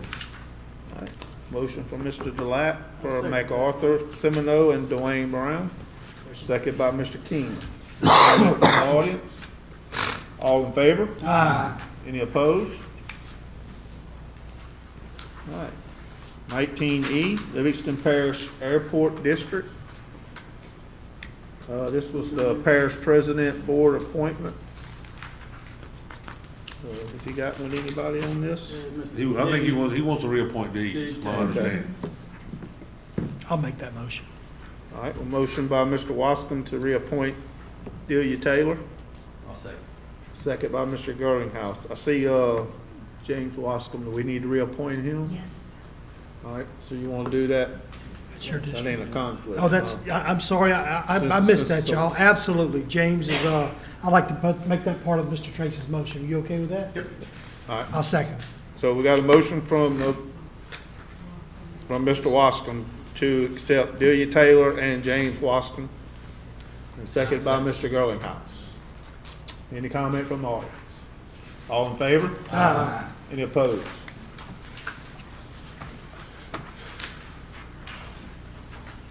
All right, 19G, Master Plan Review Committee, Mr. Delat. You got the library board I'll get him, first. I'll get him, let's Okay, go ahead and do that one. Okay, we're on which one, y'all? Do the Master Plan Okay, Review Committee. Nathan Semino. He's on the master. Go to G, yeah, Nathan Semino. So I got a motion from Mr. Delat to accept Nathan Semino to the master plan, second by Mr. Girlinghouse. Any comment from the audience? All in favor? Aye. Any opposed? All right, let's go back to 19F. This is the Livingston Parish Library Board, Mr. Delat. Mr. Roy Miller. Got a motion to accept Mr. Roy Miller, I'd be honored to second that one. second by Mr. Wascom. Any comment from the audience? All in favor? Aye. Any opposed? All right, now we're on 19H. Livingston Planning Commission Board Members Reappointment. This will be all 9, so can we do this all at one time? Yeah, everybody can name their nominee, and I think you can vote for it. We'll Unless start- there's objection. We'll start at the end down there. Okay, mine's not a reappointment, so All right, so you- Babette Larkey. Say it again? Babette Larkey. It's on the paper. It's on in the red. We'll find the Oh, paper. wait, that- no, all right. that's, We'll find the right they're page. in red, right there in red. Oh, you're right. It's the wrong page, dude. It's the right page. there you All go. right. Mr. Gerald McMorris, District 6 is going to be Kenny Morrison, Oh, reappointed. there. Kidney Morrison, Mr. Harris. That's what I'm looking for. You got Joe, you got Joe Krasowski. Oh, Damn again, I gotta bring that name Yeah. up. Oh, yes. Joe Pikowski.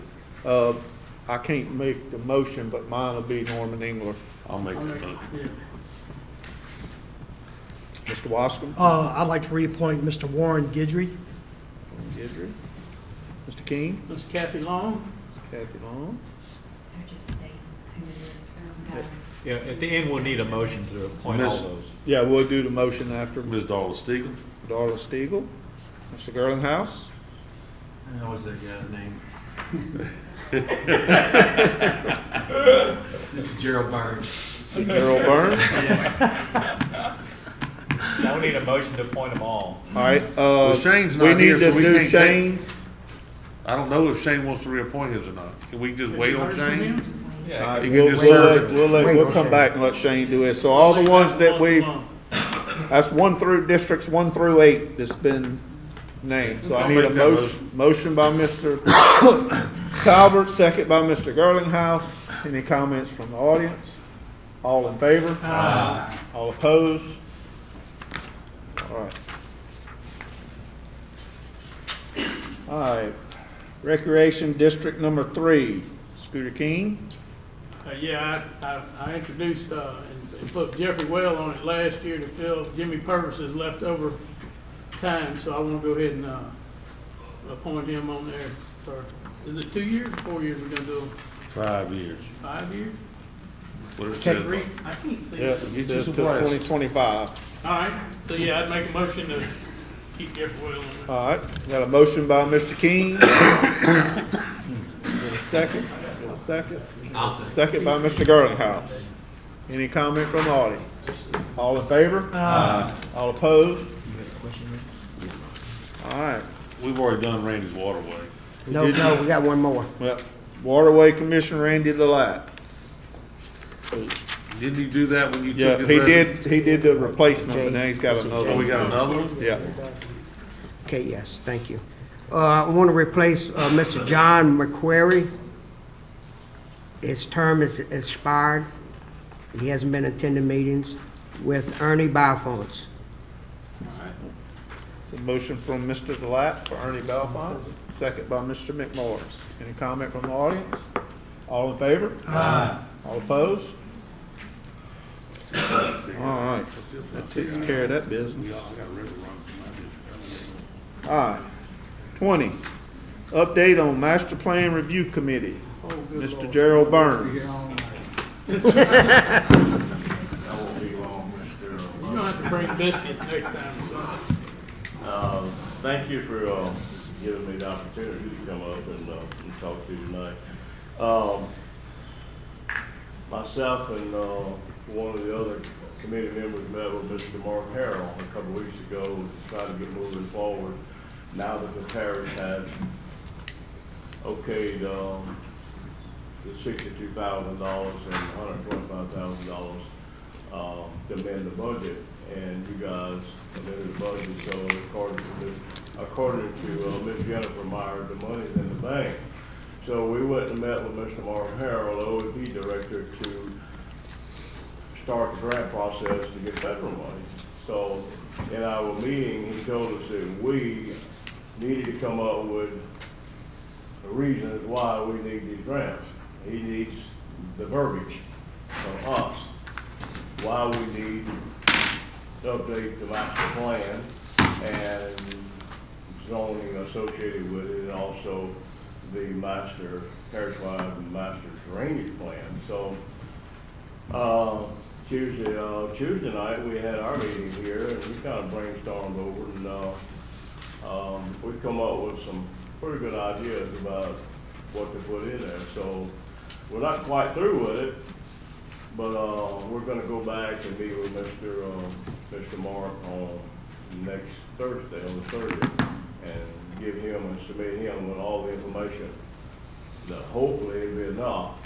But I do ask each one of you to give us your ideas.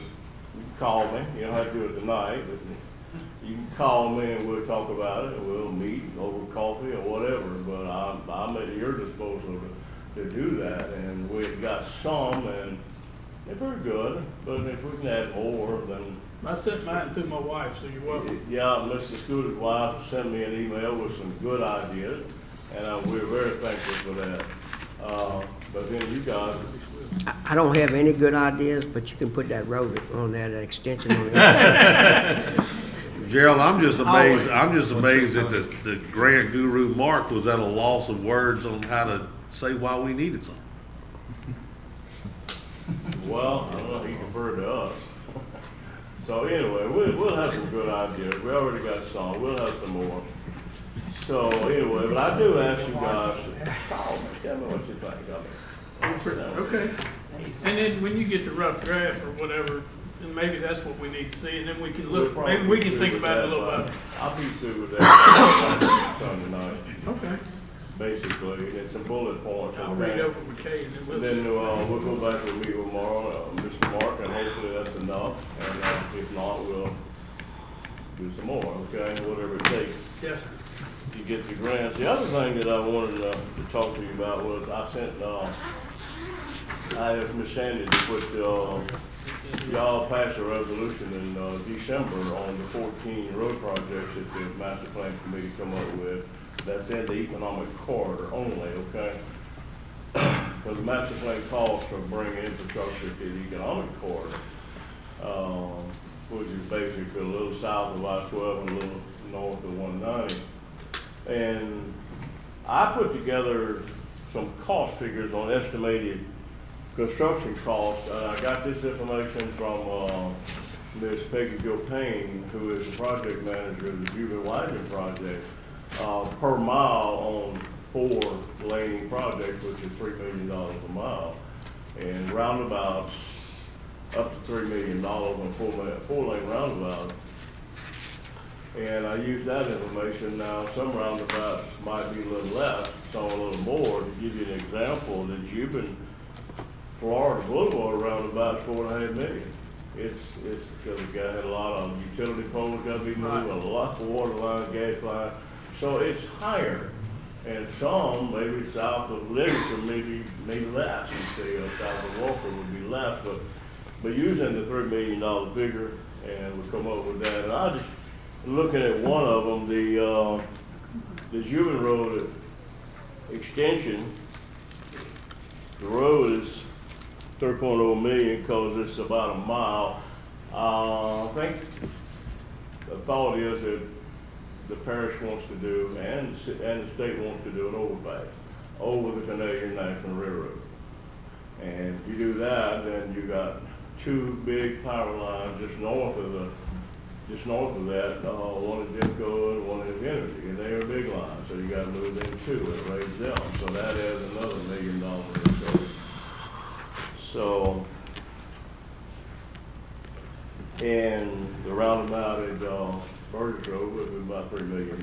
So that's, but these, and Florida Boulevard from Bill Springs, I guess half the lane to Jubilee, I got the bridge cost from Mr.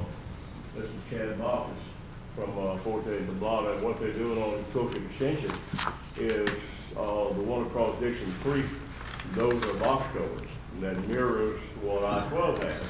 And then they got the Grace Creek, and that bridges that mirrors what I-12 has. So if you interpolate that back to Florida Boulevard, that's what the cost would be. Now, these are construction costs. I didn't include right-of-way acquisition because there's south of Walker and south of Livingston, that probably is not as valuable as Florida Boulevard from West Walker, so I couldn't get a constant there. I don't know what that would be, and it probably don't include engineering costs. So these costs will be higher, but this is just the construction cost today. So it gives you an idea, and I come up with $115 million at today's cost. But on the last sheet, there's, I'm not gonna go over this in detail, but basically, all state highways are done in stages, and stage 0 is the feasibility study. Yeah. That's the first thing that has to be done, and if you take all these stages, the minimum is 5 years. Right. Minimum. But let me tell you this, it takes a lot longer than that to build a state highway on anything, because the Jubilee Road widening to Florida Boulevard was first proposed in 2003. And that was part of the Jubilee interchange, and it was cut because it come in $5 million over budget. So it died. Now it came back, and now here we are 17 years later, and we've still got 3 more years to go, it looks like. So right away, the utilities have been moved in 2-year construction period, so now we're in the 20 years. Jubilee extension was, we first started working on that in about 2010. The studies were done.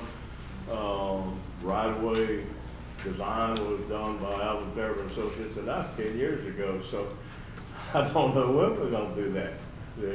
I'm just telling you, it takes a long time to build a road, state highway, so you have to start today. I would venture to say that most of the road projects on here, you guys won't be on the council, and I won't be around when any of these roads are finished. But you got to start somewhere. So, anyway, now you know what you're going to do. So, anyway, thank you, sir. For the opportunity. All right. Thank you, Look Mr. forward Burns. to seeing y'all's ideas on getting grant money. Thank you. All right. Item 21, adopt a resolution to send correspondence to the Livingston Parish Legislation Delegation to advise of complaints from citizens of the need to install a caution light at Louisiana Highway 63 and 42, and to notify the Louisiana Department of Transportation of the same. Mr. Lack. Basically what it is we have citizens that complain at 63 and 42, particularly at nighttime, about hard when they be coming across the stop signs and running stop signs, and somebody else thinks they have the right of way and so forth. Supposedly, I have no documents saying how many incidents they had or anything like that. I'm requesting that the state legislative group look at what they can do there. Maybe they can put some lights on the stop signs that's existing, something, you know, flashing on it or whatever. I don't know what they can do. I don't want to tell them what they can do. I just want to forward the complaint from the citizens and let them look at it and see. And the reason I want to send it to the legislative group, everybody knows that Clay is now the Speaker of the House. So see if that doesn't get us a little bit, you know. Sometimes when you give it to just DOTD, which I also wanted to go there, they got a work list just like our board has. I probably work and you may never get to it, you know, so. Try and get it moved to the top of it. Just a non-binding resolution. Now I'd like to make that motion. All right, motion by Mr. Lat. You want to send it to DOTD and Clay Shake Snyder? Yes. All right. Whoever our legislative delegates are here, we can, send it to all of them. Clay and we got, Sherman Mack, Buddy Mincy, whoever's in there. Valerie Hodges. Rogers Poe. Yeah. Does, Got it. who else is in, is, Bodie White? Bodie's got part of the parish. So this really needs to go through because, look, it's 1 or 2 wrecks a week there. I think Acadian Ambulance could vouch for that. I think you wanted to speak.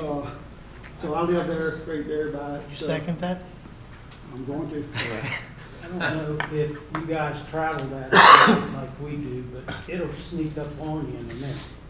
And some of the other areas I travel, I see these approaching rumble strips. I don't know what That's they're another called. good, right. But they let you know in advance you're coming to something, and that may help too, because it gets people's attention that you got something coming up. And that seems to be the biggest issue at night, is it sneaks up. Thank you, Dwayne. All right. When you run So we down got at the a, end? Four-way stop. Oh, the one before. yeah. So we got a motion from Mr. Lat, a second from Mr. McMorris. Any comments from the audience? All in favor? Aye. Any opposed? None opposed? Try not to go down there. All right. Now we're down to item 23. Discussion of providing internet coverage to rural areas in the parish of Livingston. Mr. Delat. Is Miss Jill here? She's not here? Okay, I know y'all burn out on this, 'cause I think every year y'all get this. Basically, what I want to do is, first I want to congratulate Miss Lauren White, works for Sandy, did an outstanding job putting this booklet up together. About 3 days, that's how she did. I think just worked on this booklet. But there's correspondence, and Congressman Graves' office is in. Excuse me, Congressman Graves' office is involved, and there's a grant you can apply for, a USDA grant. It has to be a government that does this, and the federal government pays 100% of it, I think, or it's a 10% match. I think it's 25%, man. It might be 25. Is it in the package? I can't find it. We don't have the package. I think it was 25% match, I believe. And it may be. And what I was trying to do is get a true estimate from, what's the name of the cable company? Charter. Because he's a couple years ago, he said 120,000 by boring through the interstate. Well, I was looking like they had another way. He said that was the shortest way, and it probably was, but it's also the most expensive way. I looked at their bore permits they've done since they've been in business. They only done 2. So I know they can get to Red Oak Road without boring, because they on both sides of it. And I seen on there, they said they had 26 houses. There's 33 houses that I counted that's in that, and it may have been built since the 26 houses. I don't know. But I would like to request they give us another estimate and not say the shortest route, but the cheapest route. And see what that is and see if that's something we can apply for. And maybe we can't, but we have to start with a bill to see if we can apply for that. I hate to be said that in the whole state of Louisiana, Livingston Parish is the only one that can't provide services to someone that needs to go to school and study, because you need the internet now to do things, or if you got a business, you gotta have the internet. To believe you can't get the internet, I can't fathom that. I can guarantee you there's more than that area in this parish that doesn't have it. So, I can't imagine that though. I mean, they got it in Santa Helena Parish, and not to say anything about Santa Helena well, Parish. because the federal government went in and put it in. They're doing the same thing right now in Bogalusa, and they will do that for us too. And Well, that's let's go ahead. Randy, I was reading one of these merger deals the other day, talking about, two companies merging, that, with what the valuation of their customers were. And it looks like, in a cable situation, that the valuation of customers is about $1,000. So, being 36, homes on there, if they could get a significant percentage of them, I just feel like that, I know from the parish budget standpoint, it'd be hard for us to go with 25% match. But if you ended up with a situation where, you defer the cost of the internet provider, and they help come up with a match, that if these valuations on these past mergers have shown to be true, that if you got a significant number of the 36 homes, they could probably justify the value of putting forth the match based on the number of customers that they could potentially pick up. If my understanding of what I read on some of those past acquisitions, on the valuations were That was my thought process, and I remember she did the 130,000 or 120,000, whatever it was, and then she wrote underneath it, 30,000 would be our match. And I felt 30,000 was entirely too much. That's why I wanted to get a better estimate, and like you said, they gonna make a profit off of it down the road, so maybe they can provide some of the match. I don't think we need to use parish funds on that at all.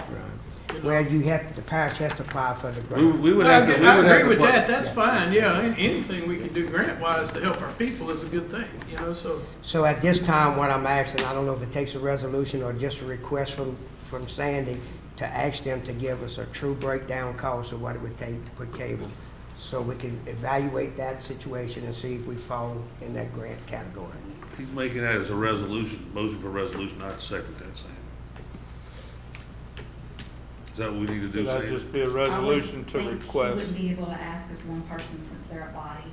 They would need to vote. Yeah, it has to be a motion or a resolution, either one, same thing. You make it a You resolution can ask the to ask. parish president to inquire.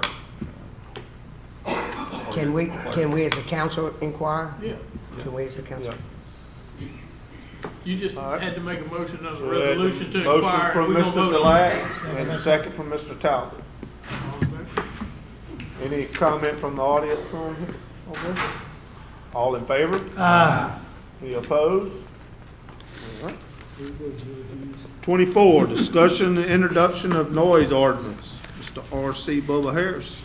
Yeah, I know we've been over this before, and we haven't got a solution to the problem just yet.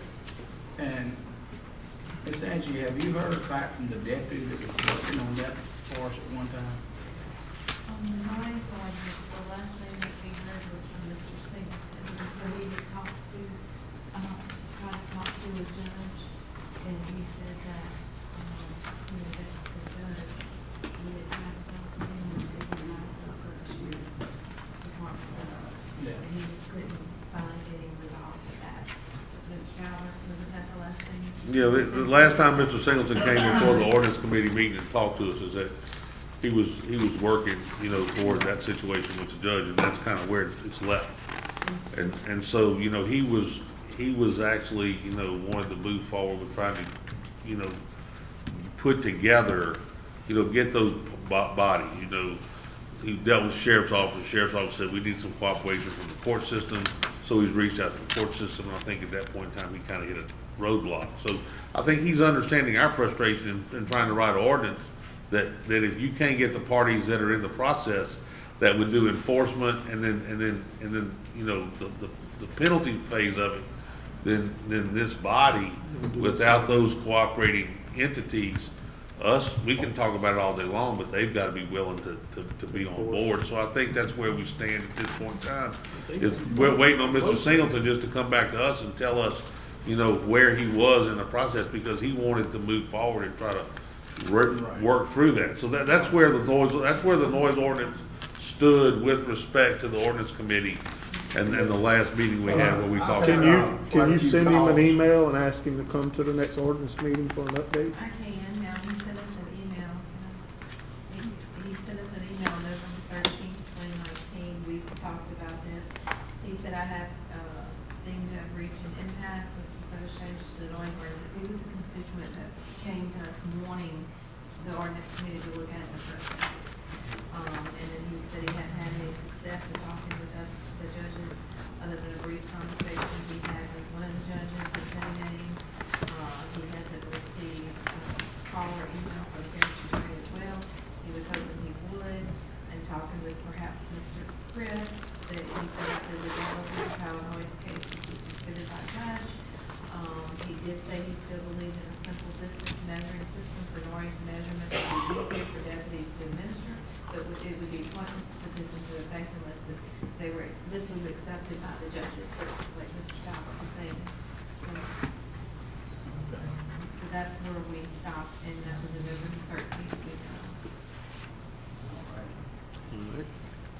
Well, if we could get him back and talk to him just, one more time in an ordinance meeting or something. I'll be happy to talk to that gentleman again. This is a big frustration. It's nearly impossible to have a noise ordinance where you don't have zoning, because you have to be able to allow a concrete plant to operate somewhere. Yeah. So it's going to be noisier than the regular operation, or even bar rooms that have bands, they have to be allowed to operate somewhere. So you can say, well, what if it's near a residential area? Well, we don't have defined residential areas, so there's the whole problem in enforcement. It's not just measuring the amount of Let's go ahead and get the zoning done, then we can move with everything. Well, Yeah, well, what I'm getting is calls out of subdivisions, like Plantation Estates is one. Then South Point is another. It's just in different areas, And in front of my house is another one's bad. one house to another? Bubba, we've talked about it from day one. The zoning gorilla sitting in the corner. Oh, yeah. On every, the shooting range, noise, we can go down the list. Until we address the zoning gorilla, we're gonna continue to have these continue to pop up. And I'm gonna tell you, Mr. Singleton, actually, he lives in my district, and he contacted me. His biggest complaint was people driving by with a boombox in their vehicle. Yeah. Well, if the deputy's not standing there recording it when they drive by. Even zoning wouldn't fix that. Even zoning won't fix that. I mean, you still have to be there with a DB meter to bust it. Well, that's the least of the noise you get if you got plants and stuff running. You that boom boom, you hear it for about 10, 15 seconds and it's gone. Yeah, you got a neighbor that's really jamming, you can call the police and they'll go check it. Huh? That boom boom can rattle some windows, I can promise. You just gotta go So real we're just gonna send an email to him and ask him to come give us an update at the next ordinance. Yeah, next ordinance. All right. Yes. Buford Ellie, Devon Springs resident. None of you know me, the councilman. Thank you. Don't we have a ordinance already? Yeah, but it's not enforceable.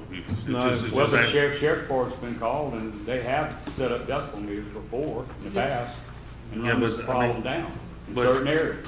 But I mean, I think the thing about it is that they can come out there, but when it gets to court, it doesn't pass the muster, and so consequently, people are becoming more sophisticated. I know a guy in a particular subdivision in my district that his neighbors would call, sheriff would show up, and he would quote the law to the sheriff's office. You know what I'm talking about? And no disrespect to anybody, it's just that as Chris said, the law is basically unenforceable without zoning in particular situations, and so until we kind of address some of those needs that. So what's the holdup on parish zoning? I don't know. Where you want to start? Well, I don't know if it's the north-south line or the east-west line, but there's a line somewhere that's causing an issue. And then there's the thought of the free state, and I mean, I can continue to go forward about some of the problems that exist with zoning, but I mean. I don't really have a problem with it in my area, so. I have zero problem with it. I mean, some of us are in favor of it. So, can I So I would like to invite you to one of our meetings we have. It was Tuesday night. We had a great discussion on zoning. So, Mr. Gerald, was that executive committee? No, Planning Commission. Planning Commission. Tuesday night we had. So No. they had a great discussion on That was the master zoning. plan. That was a master plan. And we love for you to come. And, I've been there before. So. That's, the first time I ever that's sat where in we on- gotta work it out first, is in the master plan committee. Yeah, I had to miss that, All right. Hurry up, Mr. Gerald. He gonna get fired if he don't hurry. All right, let's move on. Item 25, discussion of introduction for solicitation ordinance. Mr. Bubba Harris. That's another thorn on our side. you gotta put on it, a list, But the complaints coming from the same place as noise. it is. And what it is, they got people going around knocking on doors 9 o'clock and later at night. And from what I gather, most of them just doing the solicitation is from Bell South. Now, what they got to do with it, I don't know. Well, it's different groups, Bubba, but, and it goes back, I mean, we addressed it in ordinance, we talked about it. Yeah. I tried to do it There, there. and I'll be quite honest with you, Scooter brought it up, and the, as they say, it got so hot in the kitchen that, they decided to put that on hold for a while. So, you know, I mean, because of the election, because you've got so many different groups, you know, are we gonna stop the kids who are out trying to, you know, sell stuff for school? We gonna stop the Girl Scouts and the Boy Scouts selling popcorn or cookies? How are we gonna address the church, you know, church fundraisers? I mean, politicians not gonna, I mean, we can go down the list of exceptions. You know what I'm talking about? So, you know, I know that, the girls in office have been working on this ordinance, but there again, it's something that probably needs to go back to the ordinance committee and some time needs to be addressed, because it all goes back to, nobody wants to get their little group to be affected. You know what I'm saying? It's like, I don't want zoning, but I want to be able to tell my neighbor what he can and can't do. Right. I don't want anybody out knocking on my door except don't mess with my school or my church, or, you know what I'm talking about? And so, you know, we got to figure out how to balance all these things. And so that's been the struggle at the ordinance and can continue to be the struggle at the ordinance. I think the easiest thing is really just a time. Yeah, or A certain time that you can do this. Or a time or After this dark. time, you can't do it. You can do Yes, both. ma'am. Hold on. Sharon Elliott, 25909 Plantation Avenue, Denham Spring. Here's our issue. We are part of our civic association in our subdivision, and we've spent several months trying to identify what we can do in our neighborhood to stop the soliciting. It's ridiculous. It's just absolutely ridiculous. So we have been run around by the sheriff's department, by everybody we have talked to. We were told one thing, okay, if you put up no soliciting signs at each entrance of the neighborhood, then no one can come into the subdivision and solicit, which makes sense, okay? But we have not been able to get one person to actually clarify that, and that's when we finally figured out you don't have an ordinance. Okay, but you know what? You can say whatever you want about the Girl Scouts or whoever's out there, but we have a right in our subdivision to not have people coming into our neighborhood, knocking on our doors, everyone from Jehovah's Witnesses to the AT&T people who are constantly harassing our residents. So what we would like to do is be able to put up no soliciting signs at each entrance to the subdivision, like they do in other areas and other neighborhoods. But we need you to come up with an ordinance. Chris. What they had told us is that the sheriff had said, will you please put this up? Right now, you put no solicitation. That's not legal. We can't It's not enforce it. binding. Exactly. If we at least put that part into place, they can protect their subdivisions with signs and call the police and they can write a ticket. Right, and that's what we want. I mean, That would I be know just that there might be the other minimum. issues. How about we send this to our ordinance committee to look into doing that? And I know there's other neighborhoods who are having the same problem. And these people are relentless. I mean, they're rude, ugly if you don't talk to them or let them in on your property. So, You know, that's what we would like to be able to do. And we started working with traffic control on the signs, and we decided, we elected, based on what we were told, we elected to put the no soliciting and then put the ordinance underneath it, and that's when it took us a month and a half to figure out there's no ordinance. So if somebody could please do something for neighborhoods. We'll send this to our ordinance committee and Okay. ask them to work on it. Sharon has, Okay, thank you. they've got a place off of, Wax Road, and it's corner of Wax and Lee Ellis, Uh-huh. right there, and when you go into the subdivision, of course, it's not legal, but they've got a big sign, a real nice sign, no soliciting. Right, but doesn't do. Does it work? Doesn't do any good. I'm not saying that, I wouldn't say it's not illegal, it's just not enforceable. Right. Because the sheriff said it's not illegal, it's just not legal for them to make it enforceable. Yes. Yeah, and we need it to be enforceable. I mean, we Because we have haven't people that look passed like an ordinance. thugs coming in the neighborhood claiming that they're selling AT&T services. And like, to Bubba's point, 9 o'clock at night, 9:30 at night, being ugly to residents. And it's just getting worse. Roofing companies, you name it. Couldn't, So Mr. Chairman. if you could Yes, please Mr. send it to the Watson. ordinance committee, that would be. Chris, could we just take that like we do the mobile homes, and if a council member has a specific neighborhood in their district, they could request that we make that subdivision no solicitation subdivision, and then if we approve it, then it becomes that area, but if we have an ordinance to back that up? There are some ordinances that have been passed all around the country, but you can only do only go so far. People have a constitutional right to. Bother you. Right. You can't stop commerce, you can't stop, political candidates from going door to door. I see what you're saying. So if these homes are on a public street, it's just so hard to, Keep them off of public property. But you could regulate the number of hours that they can go, the number of times a year that they could go. How about we put something about selling? I don't have a problem with political candidates, okay? You can say they're soliciting my vote, but really, they're just out putting information. They're not harassing people, trying to sell people something. And we do have a right not to have people come on our property and harass us. We have that right as citizens, and I believe that you have that right to put into effect the ordinances that will protect us from that. And it's becoming a real hot spot, at least in our neighborhood. I got beat up by some real estate agents that said, well, wait a minute, if you say that we can't go door to door, sometimes we go looking for people that were looking for a Well, you know particular what? house. Send me a piece of mail. Okay, I have a mailbox and I have an address, and if you don't want to spend the money, We to send feel me it. something. We understand then- your pain, Hope, it's just hope, that there's a balance, and we're trying to, every time we say we're gonna do something, then there's 10 more But you're- groups that, Yes, I understand that, but your balance infringes on my rights as a property owner and us as a civic association Yeah. that has rules and zoning, and we have the right to not have people harassing us. Like I said, they can use the mail.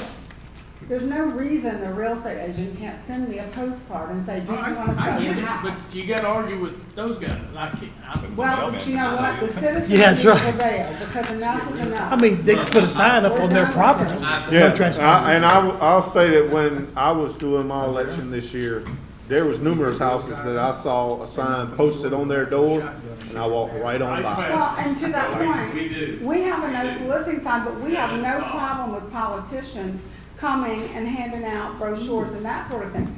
You know, most of the time they just leave it on the door, and we're fine with that. It's the salespeople, it's the magazines, the AT&T, and it's not even AT&T, it's contractors that are working for these subsidiary groups that are, basically just thugs trying to sell things. These roofing companies, every time there's a storm, we have roofing companies just storm the neighborhood. It's insane.